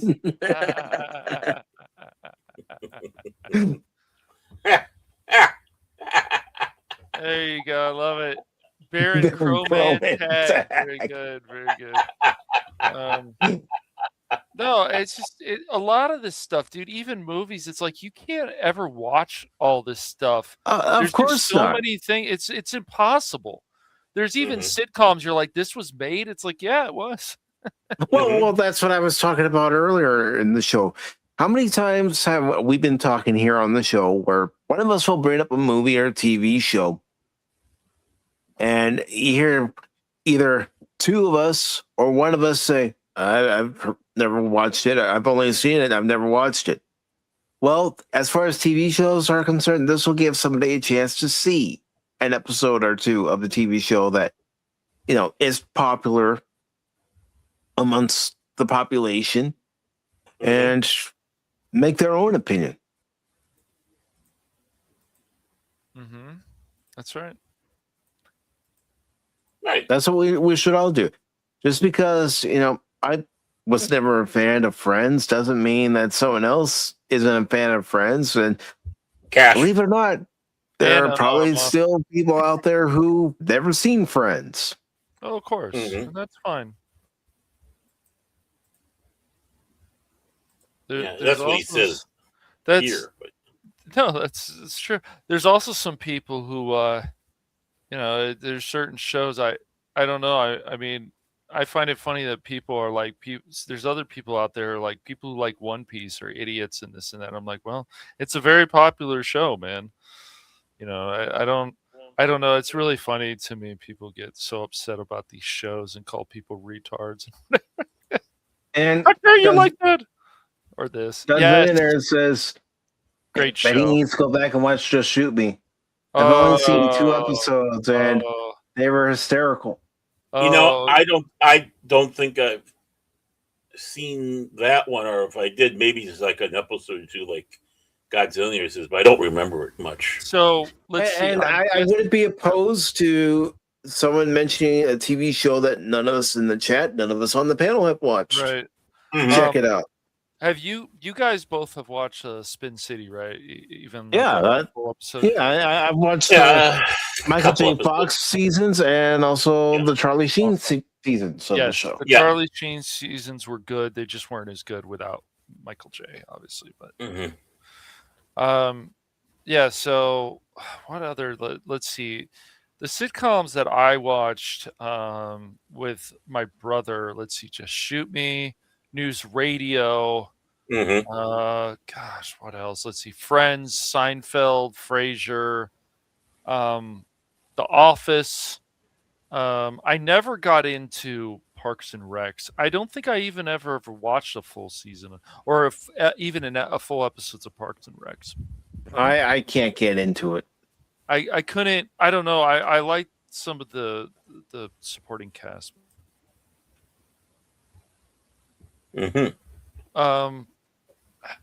Let's see. What else did my brother and I watch? Because my brother was like, "Hey, we should try this show."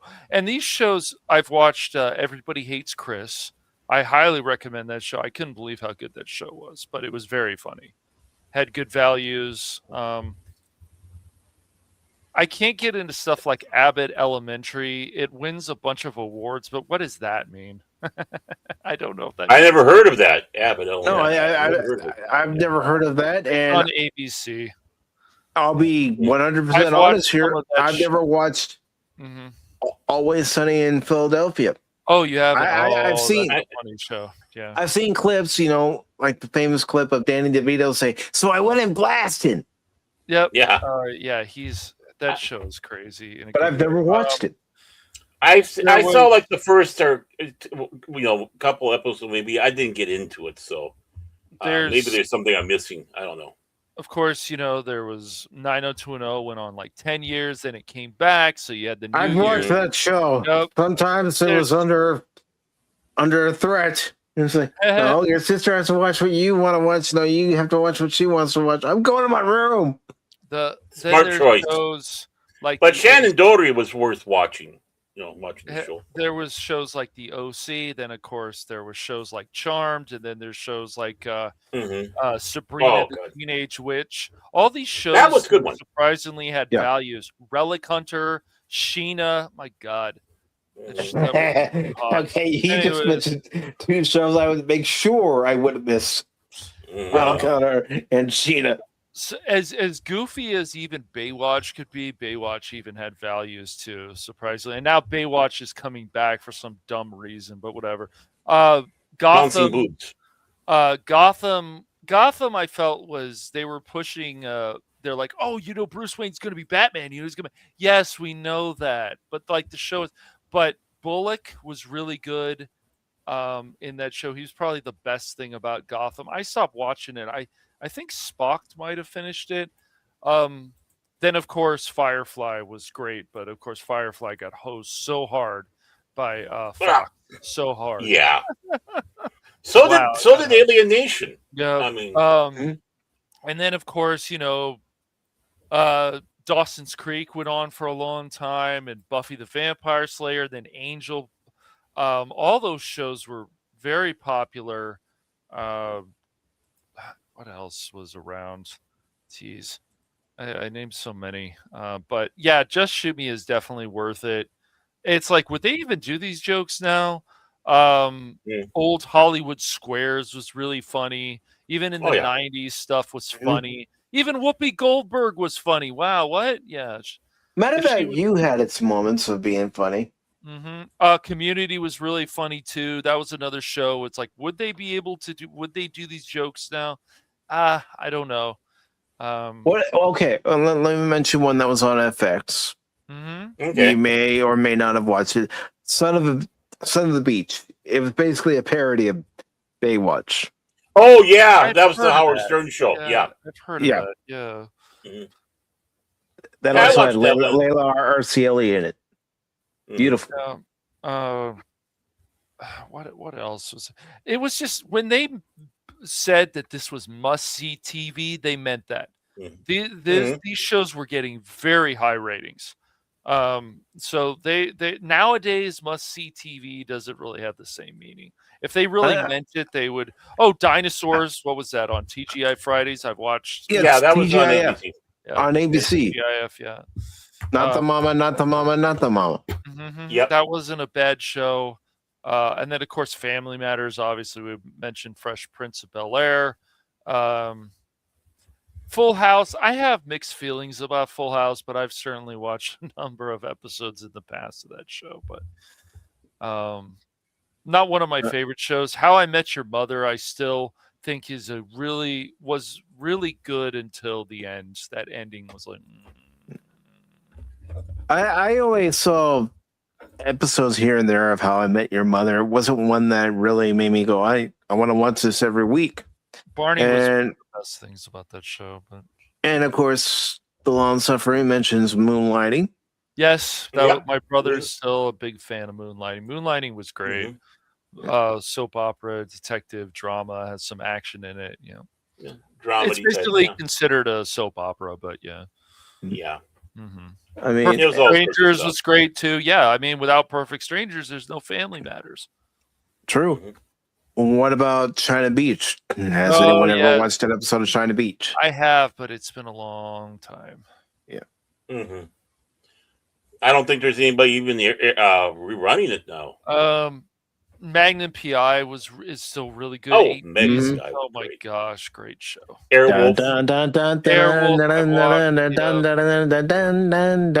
Sorry. I got carried away.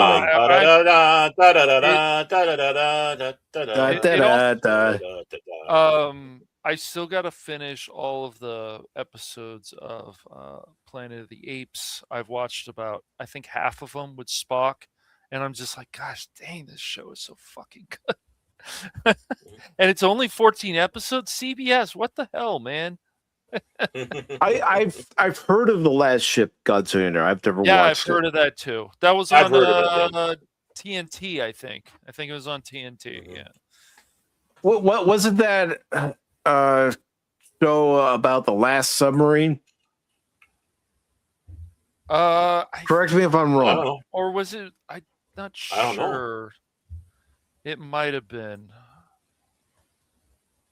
I could be wrong. I could be thinking something else entirely different.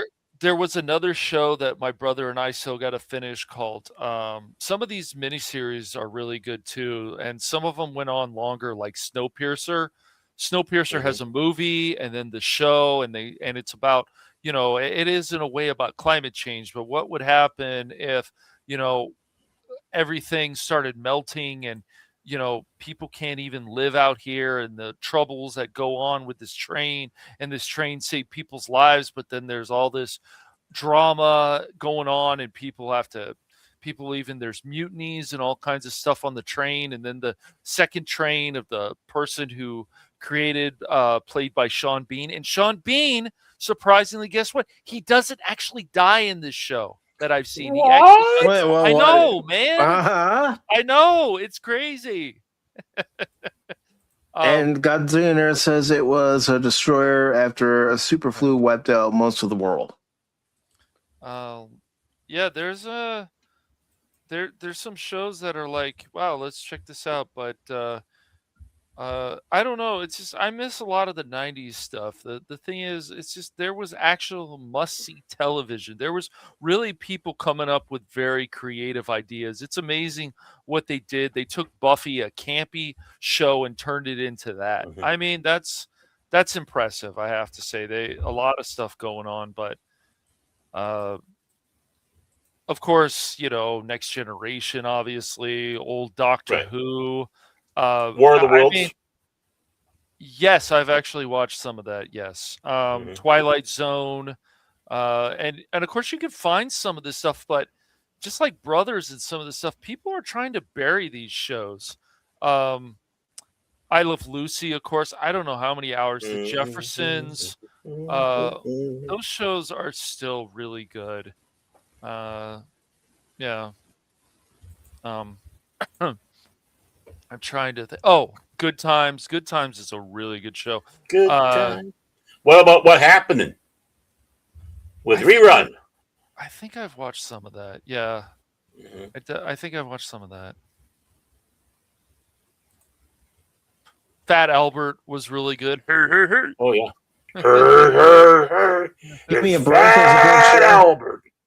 Yeah, I still have my mixed feelings, even like when it comes to other cartoons. But Freakazoid, I still think is a really. I mean, just Oh, like Freakazoid was great. you know the cartoons that we grew up with. Of course, we've already talked about He-Man, but all these shows, they weren't just it was, you could just look at it as entertainment, which is fine, but it also had values. All these shows, GI Joe had values. All these shows had values, and they've taken a lot of that away. It needs to come back.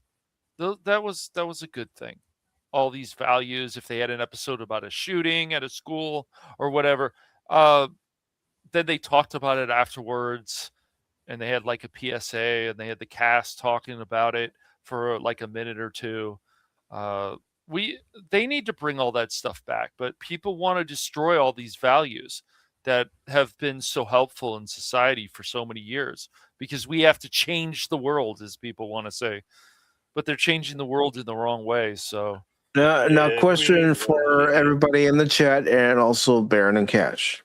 Oh, yeah. Did you guys ever watch the show called Tour of Duty that aired on CBS back in the day? I think I saw one or two episodes. Yeah, that was during the Yeah. phase where everybody had to do Vietnam TV shows. China Beach. You got it. You got it. you You know. got it. Mhm. Yeah, I mean, even like the old Superman cartoon, or not just the cartoon, but like the show was really good. The black and white, even and of course, I still recommend. I know people say, "Oh, the '60s Batman show is goofy and stuff." I still recommend. Yeah. If you're a Batman fan, go watch that show. It still feels like Batman. I know it's got this goofy feel to it, blah blah whatever, but it's a fun show. So Yeah, it and is. for the long suffering, when you're mentioning the Tick, are you talking about one of the live action iterations Oh. or or the show animated with, show? Mhm. yeah, or the one on Fox, which was good, didn't last very long, unfortunately. Yeah, 6 episodes, sadly. But Patrick Warburton did a good job. I Oh thought. my gosh, yeah, dude, they're wasting him in Family Guy now. Yeah. He'll end up doing some other stuff, but Oh, he's doing a lot of stuff out there. I mean, I'm his sure. voice is all over the Yeah. place. Yeah, Batmanuel and what was it? Um, Who was Batmanuel? Yep. He was. Yeah, they couldn't use Di Mouse because of copyright, so they went with Batmanuel, and they couldn't go with American Made. So I can't remember what the what they called her in the live action. I mean, even going back, if you've never watched like Pee Wee's Playhouse, go watch that. That's quality entertainment too. Today's secret word is cash. Woohoo! Every time you hear someone say the secret word, cash, scream real loud. Well, Baron and I always scream real loud when cash pops in.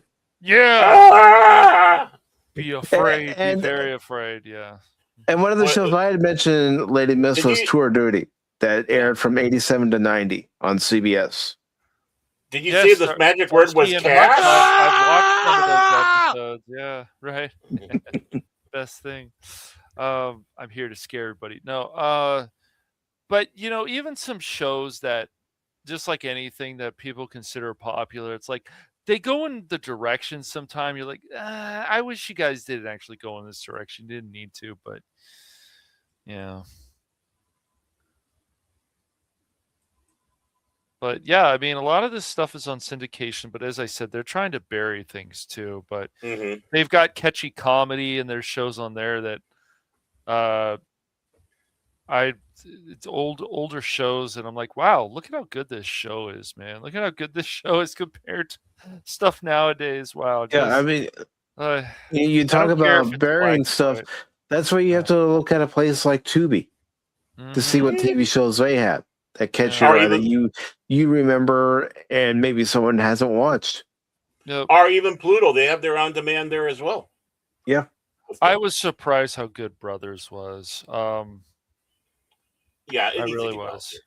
Please. And Gary Shandling's show. I mean, Yes, I've watched that. Yeah, that was a really good show too. Yeah. Bizarre. Man, yeah, there was a lot of really good Walker, stuff. Texas Ranger. Yeah, I watched a few Pretty episodes fun of that. show. Pretty fun show. Yeah. Was one of my favorites. Miami I- Vice, I still think is a quality Yeah. show. I would see Mission Impossible occasional was really good. episodes of Yeah. Touched by an Angel I've or watched that Dr. before. Quinn, Medicine Woman. Yeah, Mhm. Dr. Quinn Medicine Woman wasn't a bad show. I've The watched that. Ghost Whisperer. Yeah, I've actually I- watched some of that. I only watched it because of Jennifer Love Hewitt. Yeah. I only watch it for Jennifer Love Hewitt's talents. Yeah. No, I would see. Yeah, stuff like Charmed in that and Ghost Whisperer and all that. Those are shows my former would watch. So what can I say? I never got into shows like Medium. I hear Did you watch that? Blacklist is good. I haven't watched. I did back, of course, in the day. My brother and I, we watched a lot of the NYPD Blue, and of course, we watched some Law and Order back in the day. Law and Order actually is gone. Like, has an agenda now. They have episodes that go. Law and Oh, Order yeah. as a whole has gone on for far too long. They need to end it all. I'm all- serious. I agree. I've definitely watched some of NCIS. That's not a bad show, and I'm glad Gary Cole took over for what's his name? Mark Harmon. Yeah, Mark Harmon. Thank you. Good Yeah. quality actor. Yes. Mhm.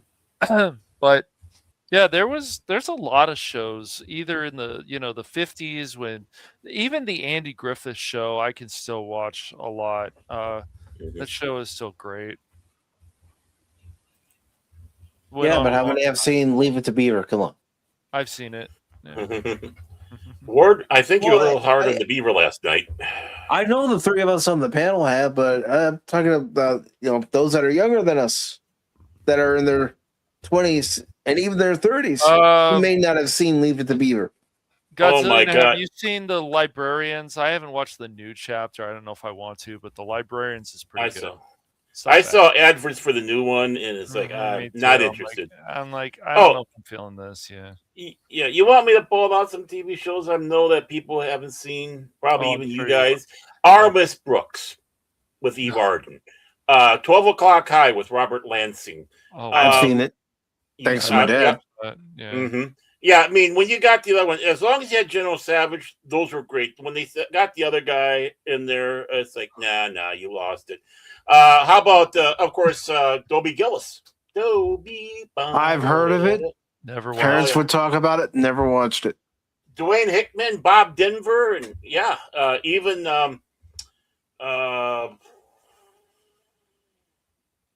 not Warren Beatty.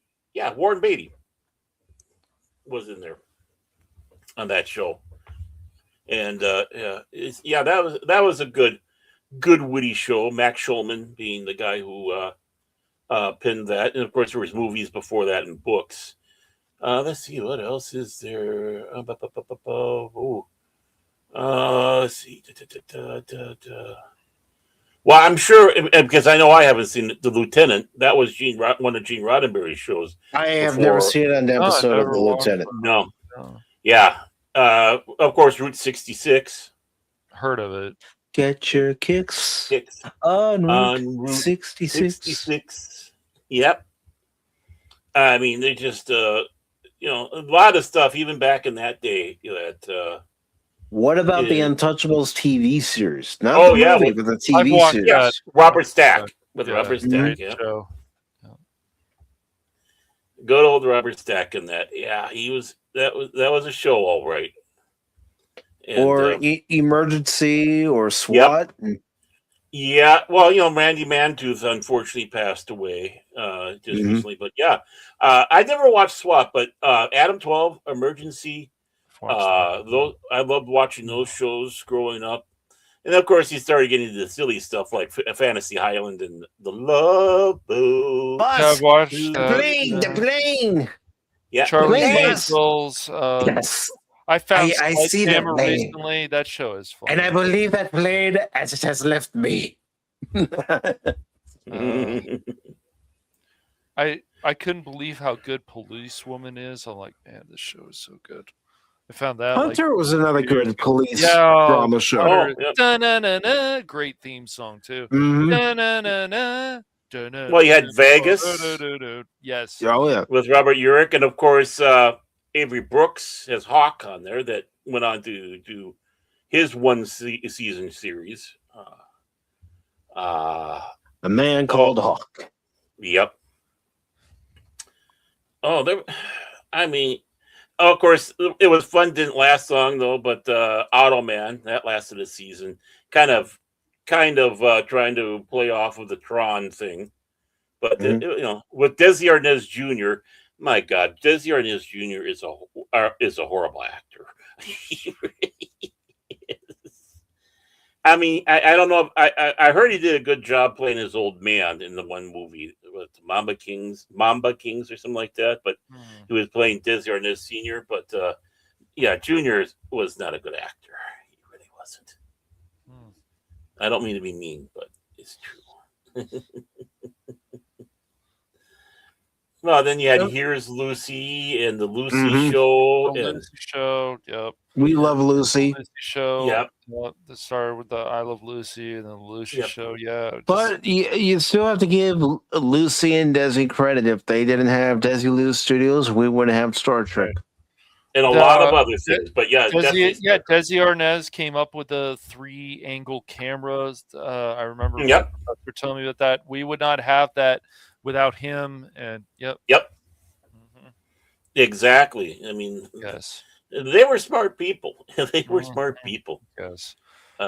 Lucy started on the radio too. It's just crazy to find out about all this stuff. A lot of people did, but well, think about how many of those actors started off on radio when there was no television. The only form of entertainment you had besides radio was going to the movies.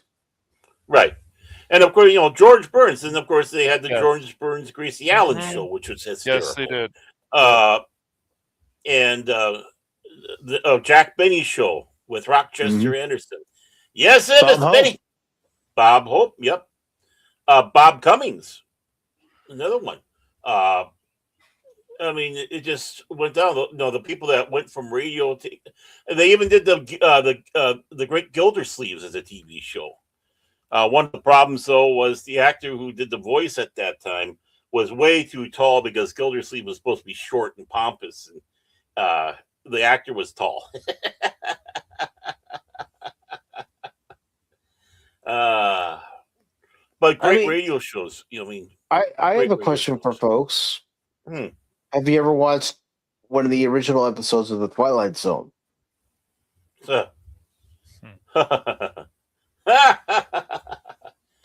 I know you have, Baron.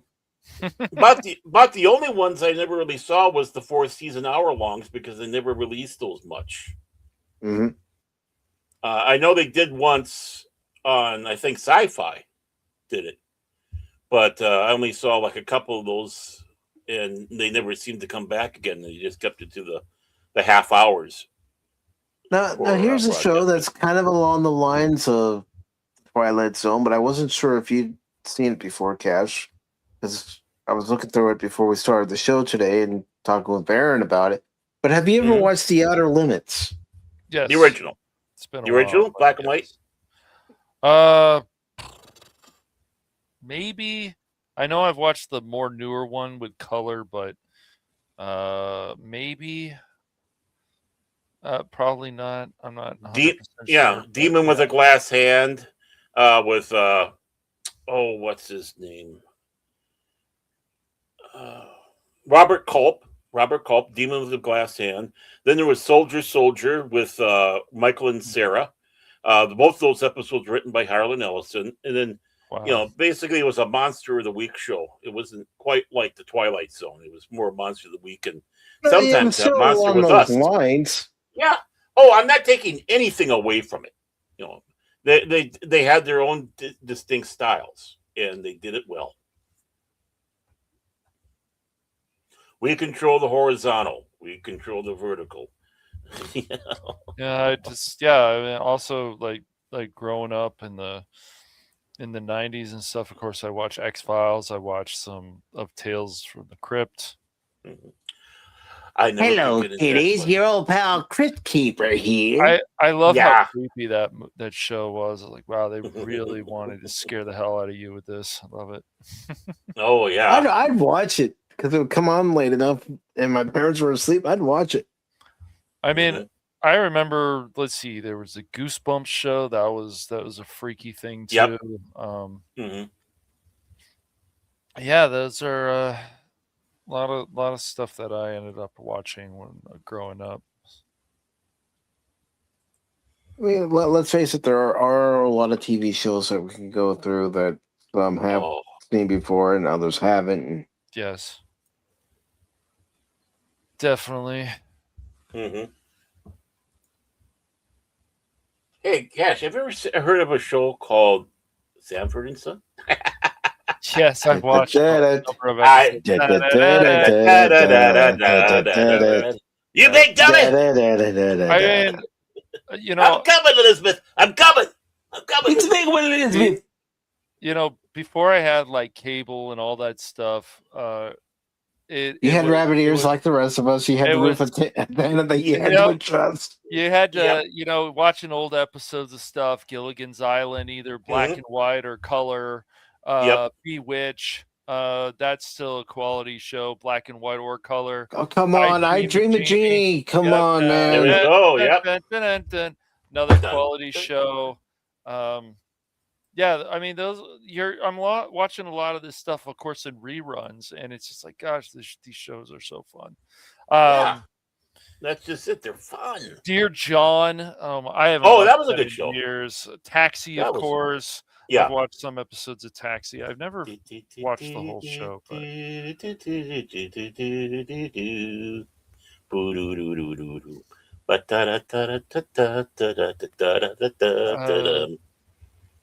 and what a cast! What a cast! You know, Judd Hirsch, Mary Lou Henner, of course, Christopher Lloyd, who Danny wasn't DeVito. Danny DeVito, Tony Danza. Yep. Jeff Conaway. And of course, you know, probably the best thing he ever did,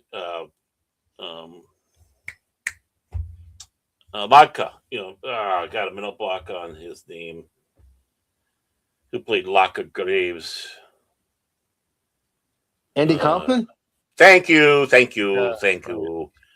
And then Carol Kane played his wife as it went along. And you know, Christopher Lloyd wasn't even the original cast member. He came in as a guest star in one of the latter first season episodes. And he, you know, of course, the response to him was enough that they brought him in as a regular character, which was a great thing because Reverend Jim was great. Of course,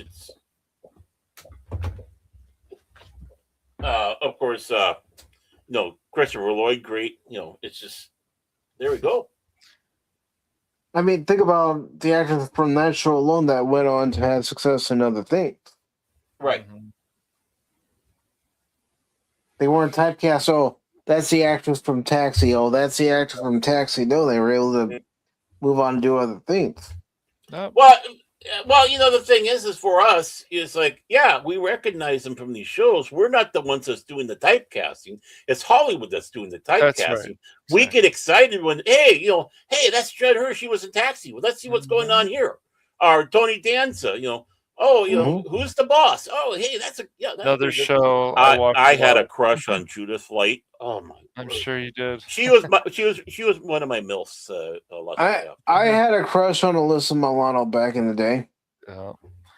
Growing Pains. I mean, you guys already mentioned Family Ties. I mean, those are shows I watched a lot of, but I can't say, did I ever finish Family Ties? Maybe. I don't know. So many years ago.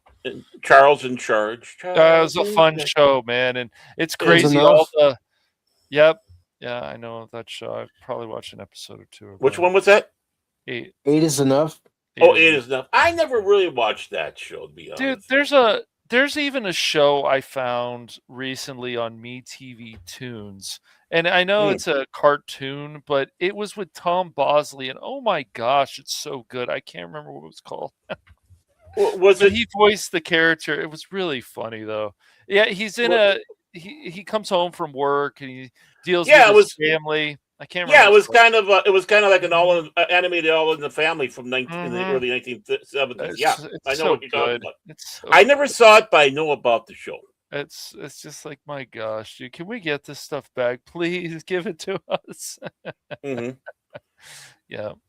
Dang. Well, you saw something I haven't. I mean, like I said, I know about it, but you saw something I haven't. Yeah, that. Wait until your father gets home, I think is the name of the show. Yep. Oh, Tim. There we go. Tim even had it. I wasn't even looking at the screen. And real quick, let me just let Tim know how this particular series is gonna go. Since he's only just getting here, and I want to make sure that anyone just coming in realizes how this particular series is going to go.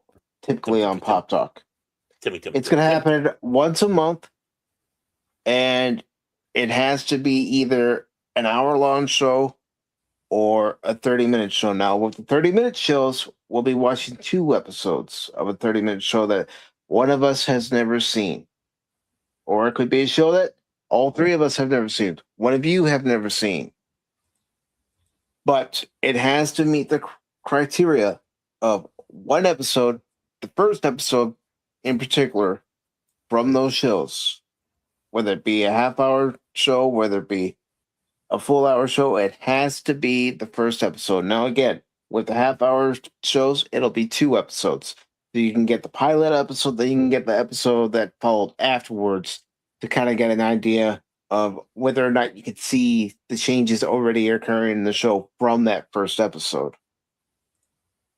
It has to also be available to see, meaning it has to be on a service like Pluto. It has to be on a service like Amazon. It has to be on a service like Tubi for us to be able to find. It cannot be one that's obscure and hard to find on those platforms, because, like with the watch parties for the movies, I want other people to be able to watch it. And, I also want folks to understand, especially those that are just coming in, if a particular person is seeing a TV show for the first time, whether it be that hour-long episode, whether it be the 2 30-minute episodes, please don't give away spoilers or anything that's in relation to what occurs later on in that series, no matter how long that series actually ran. No spoilers. And the person who is seeing it for the first time is given permission to give their honest, unfiltered opinion on the show. So what are we only going to just include stuff that's like live action, or do we want to include cartoons or anything that any is rules there within that 30-minute to full hour period?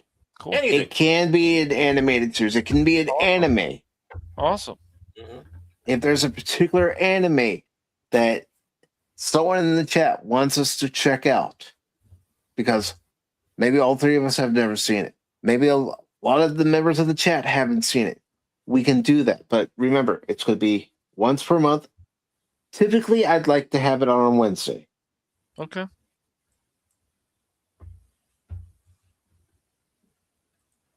And Wednesday. So no, it's all a dream. No, I don't want it to be an episode of a series where it was nothing but a dream.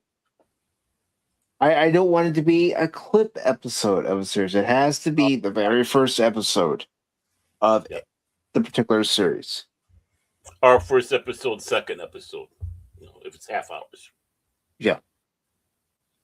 Just like we did tonight with the Golden Girls.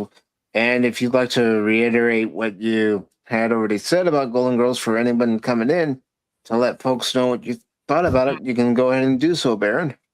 Yeah, I mean, as someone who never really watched it, and the long suffering was, No Dallas season 9.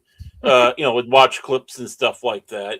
I never really had any interest in the show, but of course, Mike, hearing that I hadn't, said, "That's it, boy. You're going to be watching it." And so we had that tonight, and yeah, I mean, it just reiterates that back in the '80s, they had it down pat on how to do a sitcom, the witty banter back and forth.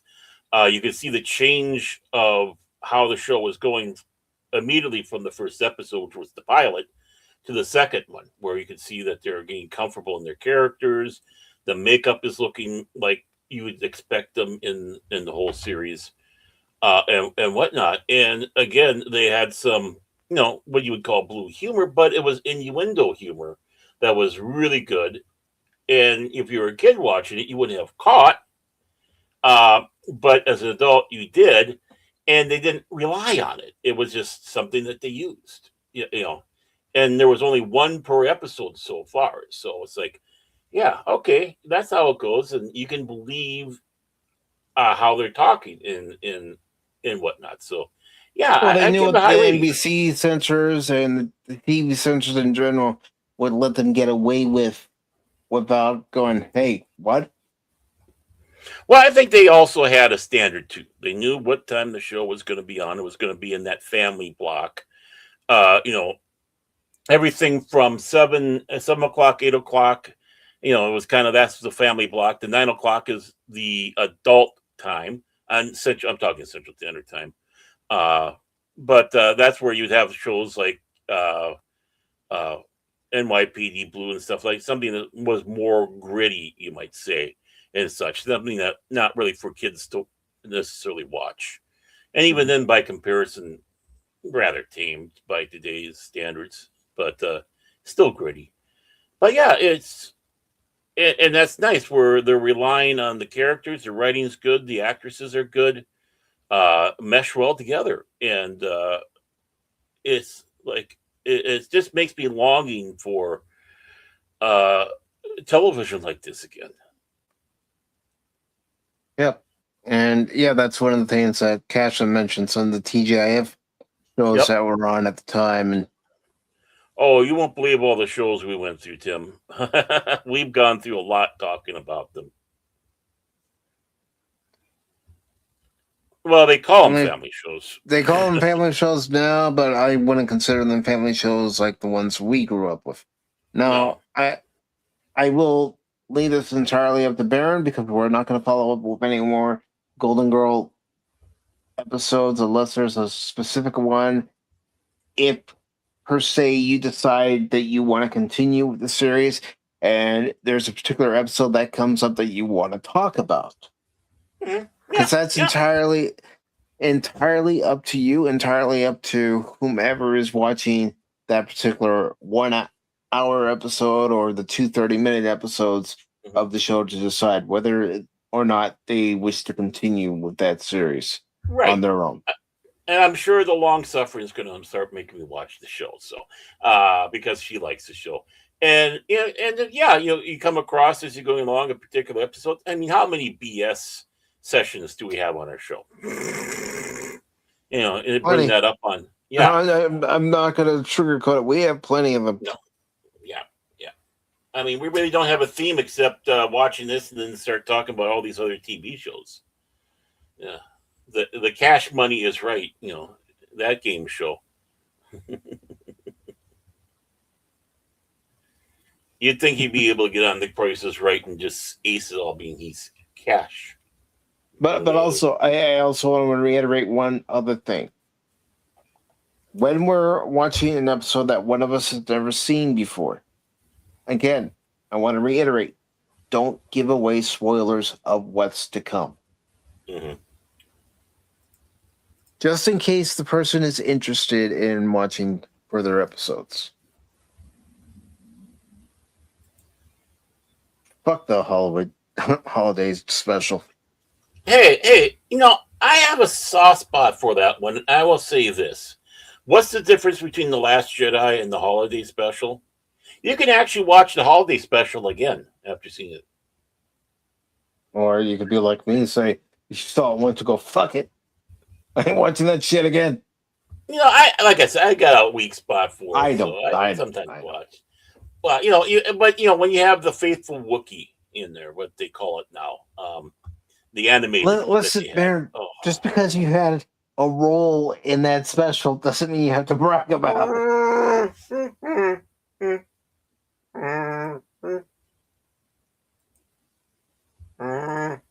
Well, I hate to tell you what they paid me in. I don't want to know. I don't Right think Cash there. wants to know. I don't. Right there. That was my payment right there. Cocaine Wookie. Yeah, snorting cocaine off of the butt of a Twi'leek. You know, it's like, there we go. That's right. No, I can't get that picture out of my head. I can't believe I fucking went there. I do. Oh, by the way, a little bit off topic. I'll bring him up. Holiday Special Citizen King. Yeah, with Disney. So I was watching what they call themselves now. It's not Sky Australia. It's I can't remember what they call themselves now. But listening to Rita Pennehy. And did you know that Megan and Willie had a movie that came out about cookies or whatever? Right? It's supposed to be the Meganites and the Harryites are going to go nuts over it. But they even mentioned it in the story. The Cat Video Fest 2026 kicked its ass. Yes. Let's hear it for Cat Video Fest 2026. Meow. It's like, we're respecting your privacy there, Harry. Sorry, I said Willie, didn't I? I meant Harry. I knew Harry, we're respecting your privacy. That's why we're not seeing the movie, because we want to respect your privacy. Respect my privacy.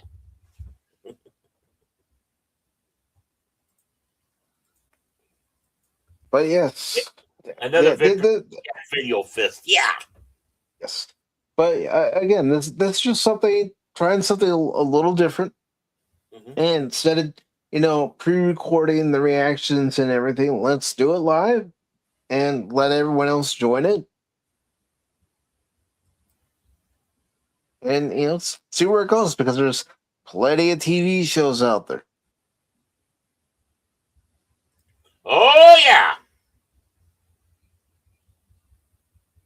I mean, we'd probably be surprised if there was somebody who hadn't seen Mork and Mindy. Nanu. Oh, nanu. Actually, I got the first season on DVD.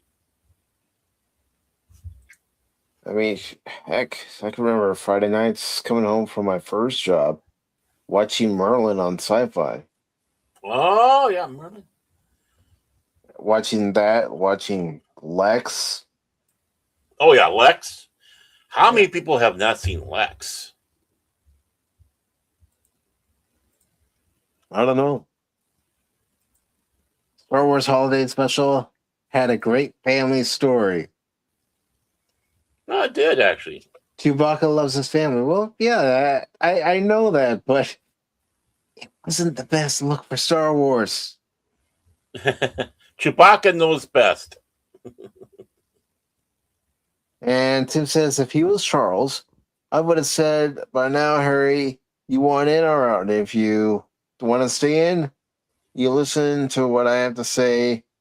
If you want out, you'll get a small amount of money and have to sign an NDA.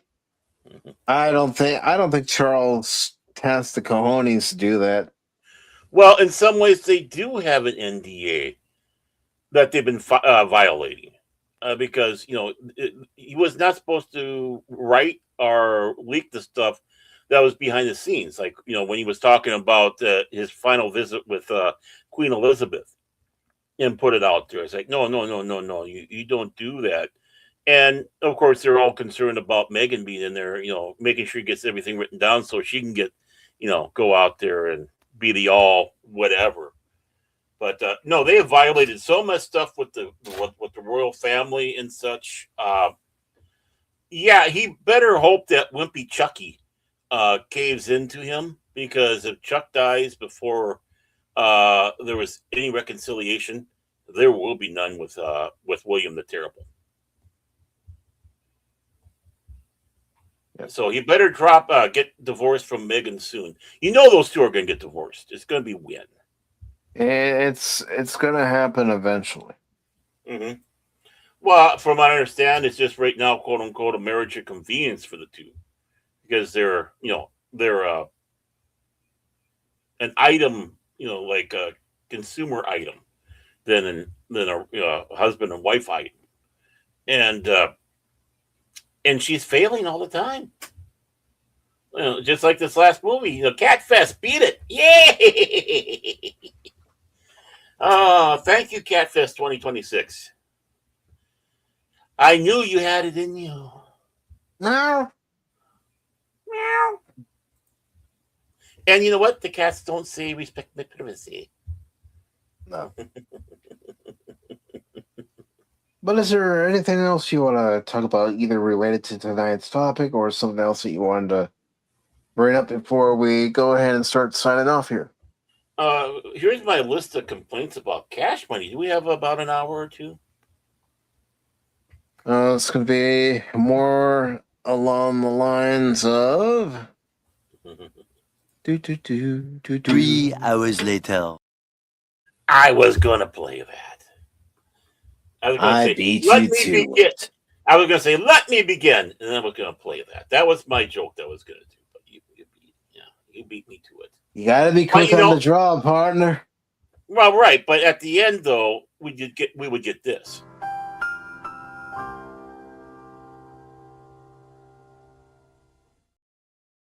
No, really, honestly, I mean, since he pulled that on us. Praising.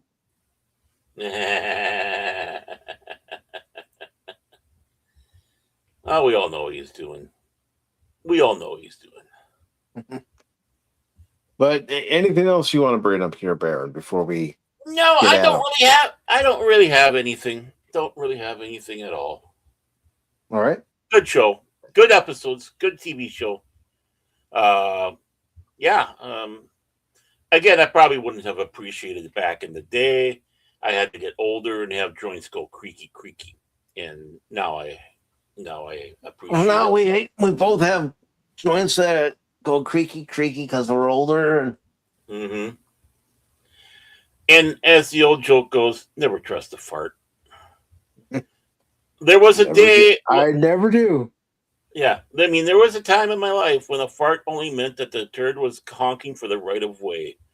Now these days, it's deceptive. It's you think you're about ready to have honking for the right way? Nope, they're going too fast. They're speeding. There's a big race. There's a chase. There's police turds chasing after the other one. So. No, they don't, and that's another thing I want to highlight when we do this once a month.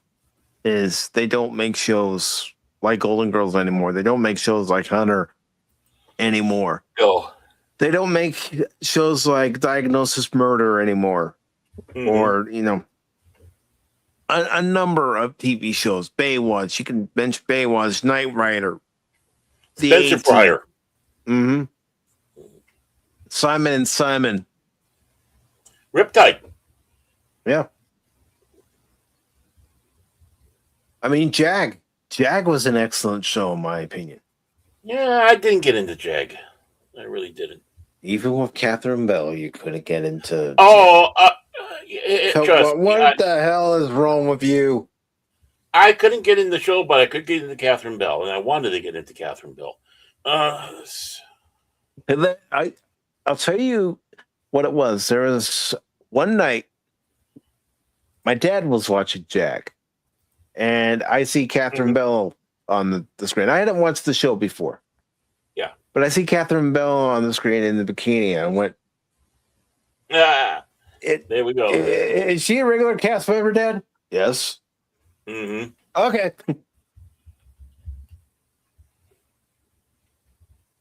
Yep. Ah, Timmy! Yeah!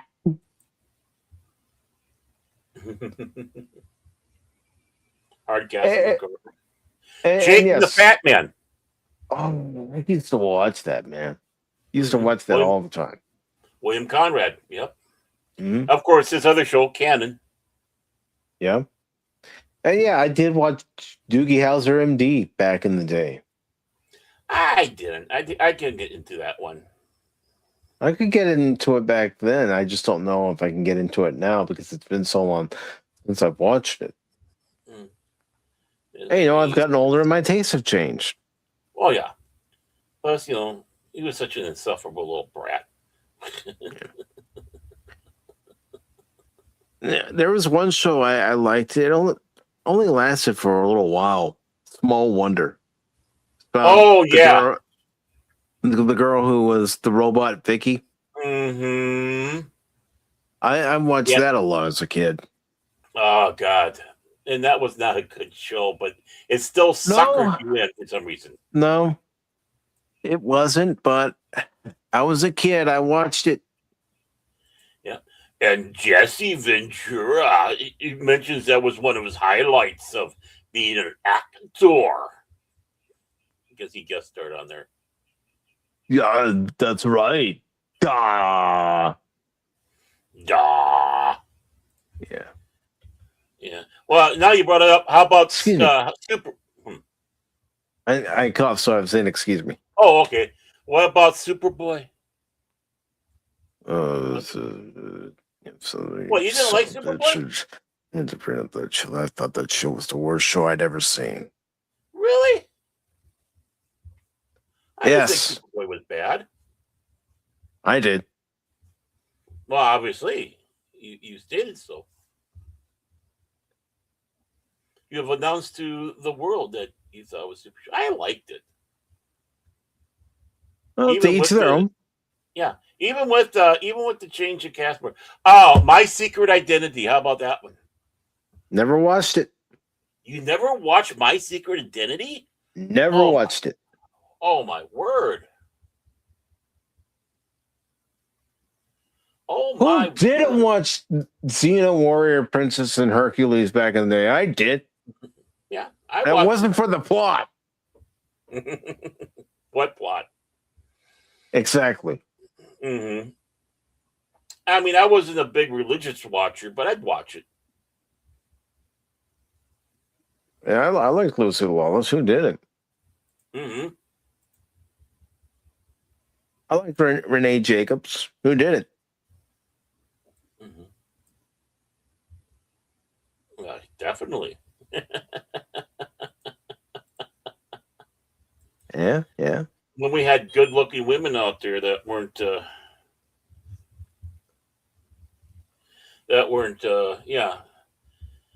all artificial and such. Prefer them natural anyway. Yeah.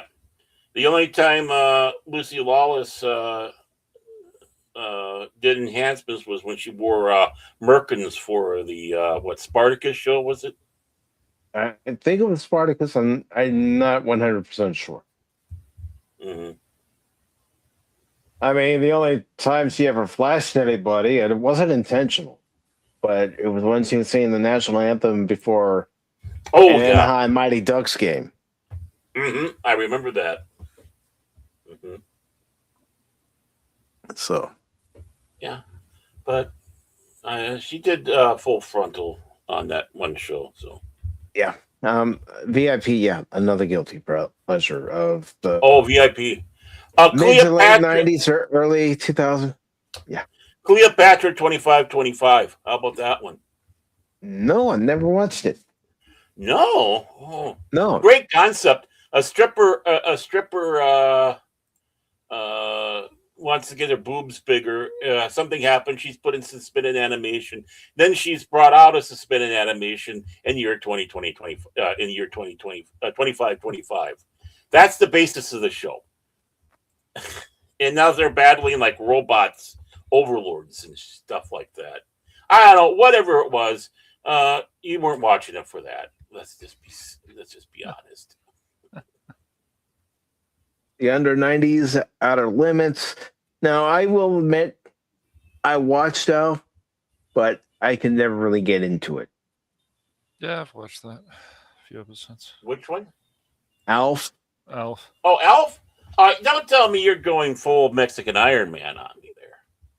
I wouldn't say full Mexican Iron Man, but I just could never get into it. It's all right. I watch. It was a guilty pleasure. I think we all have our guilty pleasures when it comes to TV shows. Yeah. Who's the Buddies was a good show too, but I haven't watched that. That was funny, man. That was. I would even watch their repeats on the weekend. Mm-hmm. And of course, Winnie Joel Sperber watching that made me realize that I like bigger women. I'm not lying. I know you're not. Mm-hmm. But of course, that brought Cash into the phase where he was wearing dresses for a while. Yeah, right. Funny guy. No, he was thinking like the plot of the show. Okay, need an apartment. I'm gonna dress up like this. Pretty funny. Yeah. As long as you don't get caught, I guess. Yeah. Back then, we could laugh about it. Nowadays, they would take offense. No, now they'll just say it's part of the LGBT stuff because of what they did. So that's their whole thing. Yeah. So they just So Three's Company is considered LGBT because of certain situations, and Jack gay and stuff. It's just like okay, guys, whatever. Married with children, of course, and so on. Yeah. A first run syndication show of Mad Max. It could have worked if done right. Well, they kind of had that with that one Knight Rider show.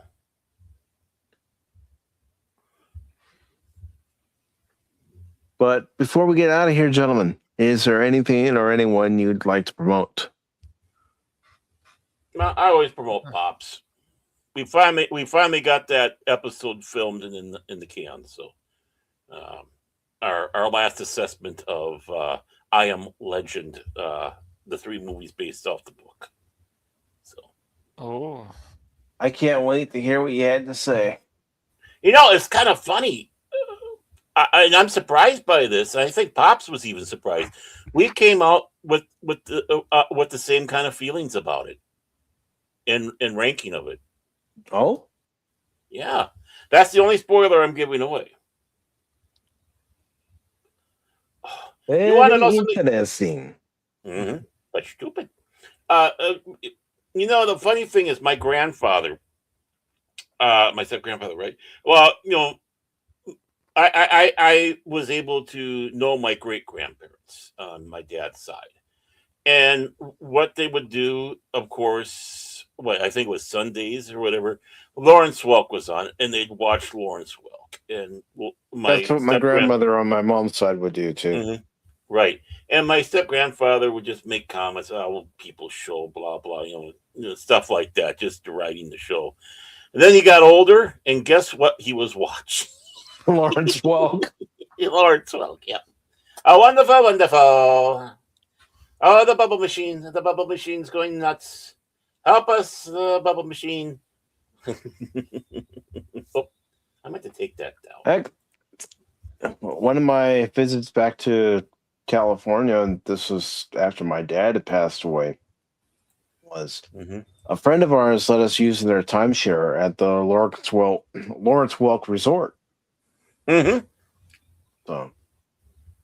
and I had always, seen it, driving on I-15 there, going up to Temecula, but never actually stayed there until then.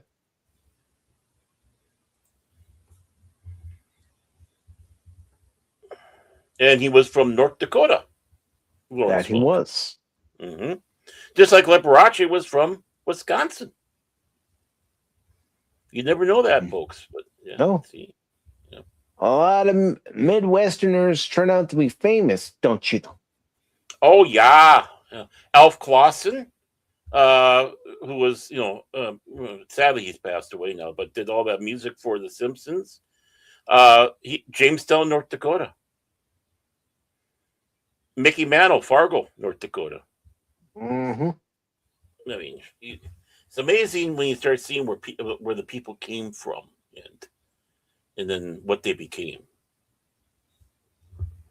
Yeah, you'd be surprised if you look into their biographies and Mhm. the information that's actually listed.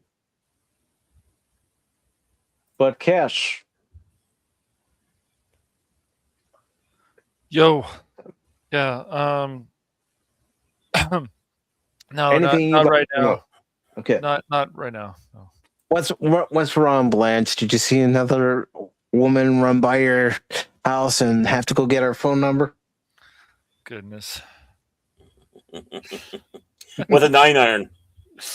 Yes, I took a 9-iron to Baron's head. I was like, "Oops, I didn't mean to. It's an accident." I mean, we all know Baron's from St. Olaf, Oh yeah. Oh yeah. Don't you know? but nothing coming up. Anyone that you want to promote? Not right now. No. All right. Well, He folks, doesn't like anybody. that's Cash for you. Yeah. The mighty chin. The mighty chin. Yes.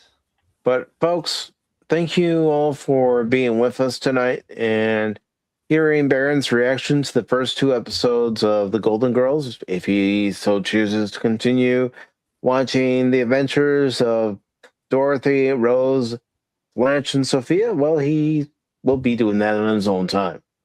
Yeah. Thumbs up here. Thumbs up. But I want to thank the Panel Wannabe for being here. I want to thank Lady Miss for being here. I also want to thank DJ Ronnie G for being here. Of course, the Lawn Suffering, Nerd. thank you for being here. Also, the Godzillionaire, thank you for being here. And we have Tim. Thank you, Tim, for being here. Let me just double check and make sure I didn't miss anybody over on the YouTubes. Looking real The quick. YouTubes. The YouTubes. And also, You- just so everybody knows, speaking of YouTube, starting February 1st, they are changing their requirements for the partner program. So if you're close to 4,000 hours, I hope you get them before February 1st of next year, because after that, you're going to be required to get 8,000 hours with your 1,000 subscribers. The subscriber total hasn't changed. It's just the amount of watch hours that have changed on YouTube. And also, if you're trying to get into the YouTube partner program and you upload a lot of shorts and you got a lot of views on those shorts, well, now you're required to get 10 million views on those shorts. Or come February 1st, 20 million views. So Just make sure that you have backups. It's very important, especially now, of Rumble, whatever it is, Twitch, whatever. Just make sure you have backups. Don't put all your eggs in one basket into one platform. Don't do it. It's not worth it. And, this is another reason why I'm mentioning it, because there have been folks like Spock who have been working their asses off, who Yes. are getting close to 4,000 watch hours, but they're not quite there yet. Let's try to help out as many of these folks as possible to get them to 4,000 before February 1st of next year. Because there are a lot of good creators that deserve it. And unfortunately, just like Rumble and their partnership program, YouTube has done the same thing and made it much harder for those who would like to earn from the platform. We'll see what program rises up. I don't know. Blaze still has potential, but we'll see where it goes. And Spock says he'll be posting a bunch of new content next month. We'll make sure that you are subscribed to Spock and then you have all the notifications turned on. I'm going to make sure I do that as well, because Spock does put out good content. It's not all related to Star Trek. He does a lot of music-related content, and I think you'll all enjoy it. Yes. But just so everybody knows, for Thursday or tomorrow, depending on when you're seeing this, at 6 p.m. Eastern Daylight Time, I will be playing more of God of War. I will be still going around and trying to pick up items I haven't picked up yet, and getting some side tasks done that I've picked up everything for those side tasks. I just haven't collected the rewards or done any extra things that are related to those side tasks before continuing on with the story mission for tomorrow. I'm going to try to finish the game tomorrow if I can, but if I can't, then there's going to be another God of War stream next week. But it's going to be God of War 2018 tomorrow. Come by. And if you guys want to hang out in the VC, just let me know in the chat, and you're more than welcome to do so. But also just understand if I don't respond to what you're saying right away because I'm focusing on what's happening on the screen, please don't take offense to it. Good to see you also, Spacko. Yes, it's always good to see Spacko. But that's what's coming up for tomorrow at 6 p.m. Eastern Daylight Time. Channel members, since we have a few channel members in the chat right now, I want to let you all know that for the YouTube channel members for Saturday at 6 p.m. Eastern Time, there will be a member stream. And for all of you who do know and for all of you who don't know, well, let's just sit back, relax, and discuss anything and everything that's on your mind Saturday night at 6 p.m. Eastern Daylight Time.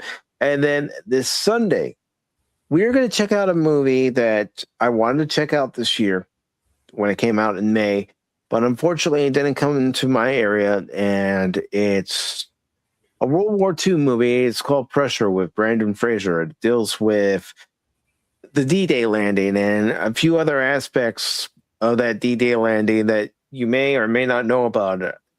And I'm going to be pleasantly surprised if there are things in that movie that I don't even know about as far as the D-Day landing is concerned, because one of the things they highlight in the trailer for that movie is about the two weather systems that they also had to contend with for the D-Day launch on June 6th of 1944.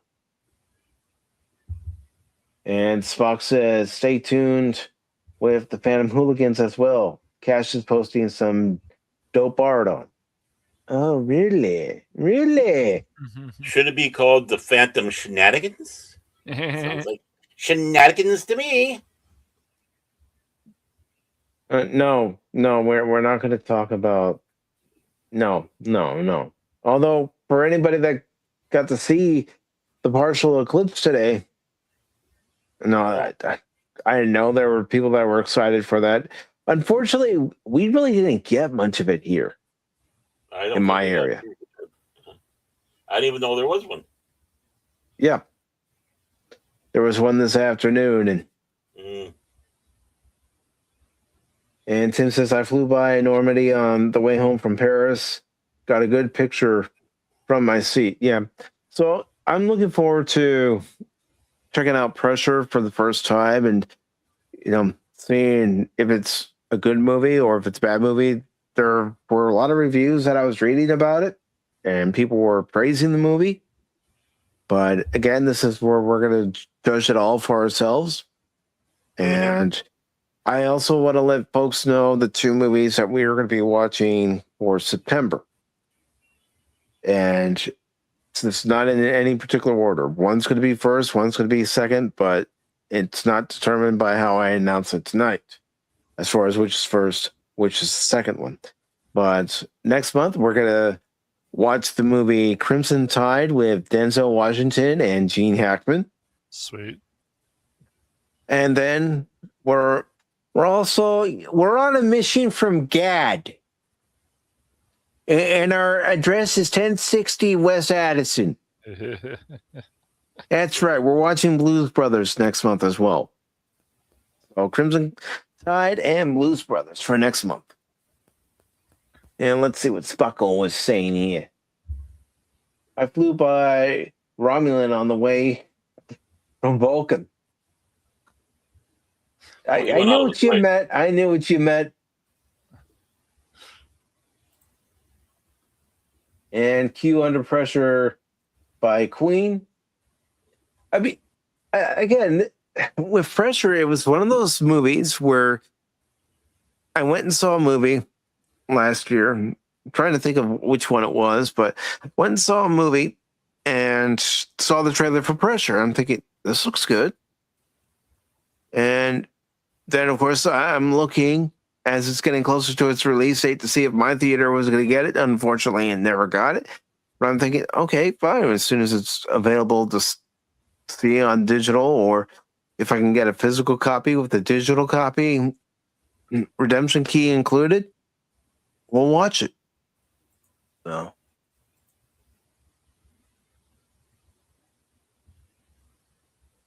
You're just going to have to wait there, Tim. You're just going to have to wait until we go on our mission from God, Dad, Tim. Yeah, it's 2000. Baron? We do not speak of that movie here. Just like Independence Day Resurgence, we do not speak of that movie here. Or Caddyshack, too. Oh, Caddyshack, too. Okay. Yeah, we're pushing it, Baron. Cassius Samuel Jackson in disguise. I don't need these. Mother effing woke this on this mother effing woke that. I really don't know what Cash would say if it was Samuel L. Cash. I can speculate, but I don't know. Highlander 2? Not this year. Not this year. I got the MST3K version of that too. That the fans did out in Seattle, just like they did with Star Trek V. And Only way to watch it. I also want to let folks know that as far as the Star Trek stuff is concerned, for The Adventure Continues in November, it won't be episodes for the 2 Saturdays in November. One of those Saturdays will have The Voyage Home in November, and the other Saturday will have First Contact. Now come December, the 13th is actually on a Sunday. And I know that's usually a night for Pop Talk, but I was thinking, and I've concluded that because of how much I've always loved The Undiscovered Country. The Undiscovered Country is second behind The Wrath of Khan for me when it comes to the movies. But we'll have a special Sunday edition of The Adventure Continues, a Star Trek discussion. And we'll be watching Star Trek VI, The Undiscovered Country. And again, just like with Blues Brothers, you'll just have to wait and see which version it is. It could be the theatrical version. It could be the director's cut. You'll just have to wait. Because I'm not talking. And Spock says, love The Voyage Home. Well, The Voyage Home was actually the first Star Trek movie I'd ever seen. It was in the 4th grade, and my teacher was a big Star Trek fan. So that's the movie that we watched. Watch where you're going, you dumbass. Well, double dumbass on you. But that is what's coming up for the channel, not just for this week, but for future streams. And again, thank you everybody for your support. And also, Lady Mist, I want to play a proper video for last night for that $2 super sticker of the Shiba Emu farting hearts that you donated last night. So I'll go ahead and play this one. I'd buy that for $1. But everybody, appreciate you being here, watching, listening, and lurking, commenting. And let's do this again, where we take a look at an episode from a show that one of us has never seen before. And until then, remember 2 things. 1, I'm not just a baseball guy, I'm an all-around guy. And when you see me playing a game, don't ever give up on me playing that game, because just when you do, you might miss something. Dun-dun-dun. Autobots, transform and roll out.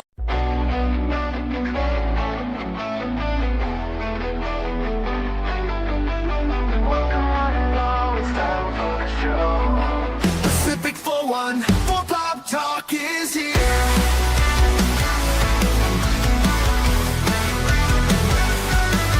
Sit back and relax and join the conversation. We've got Baron Orman Tagge, Cashmoney007, and even Mike too. Pop culture, entertainment, news and reviews. Discussions are had, opinions made from the panel to the chat. Everyone is welcome here. Reactions, watch parties, and special guests. We like to have a good time. Pacific414 Pop Talk is underway. Pull up a seat, we're inviting you to stay. Articles, collectibles, reviews, you say. Baron Cash and Mike bring the fun tonight. Now sit back, relax, enjoy the show. Don't forget to like or comment below. We almost forgot to share out the show. Pacific414 Pop Talk is one of a kind. It's true.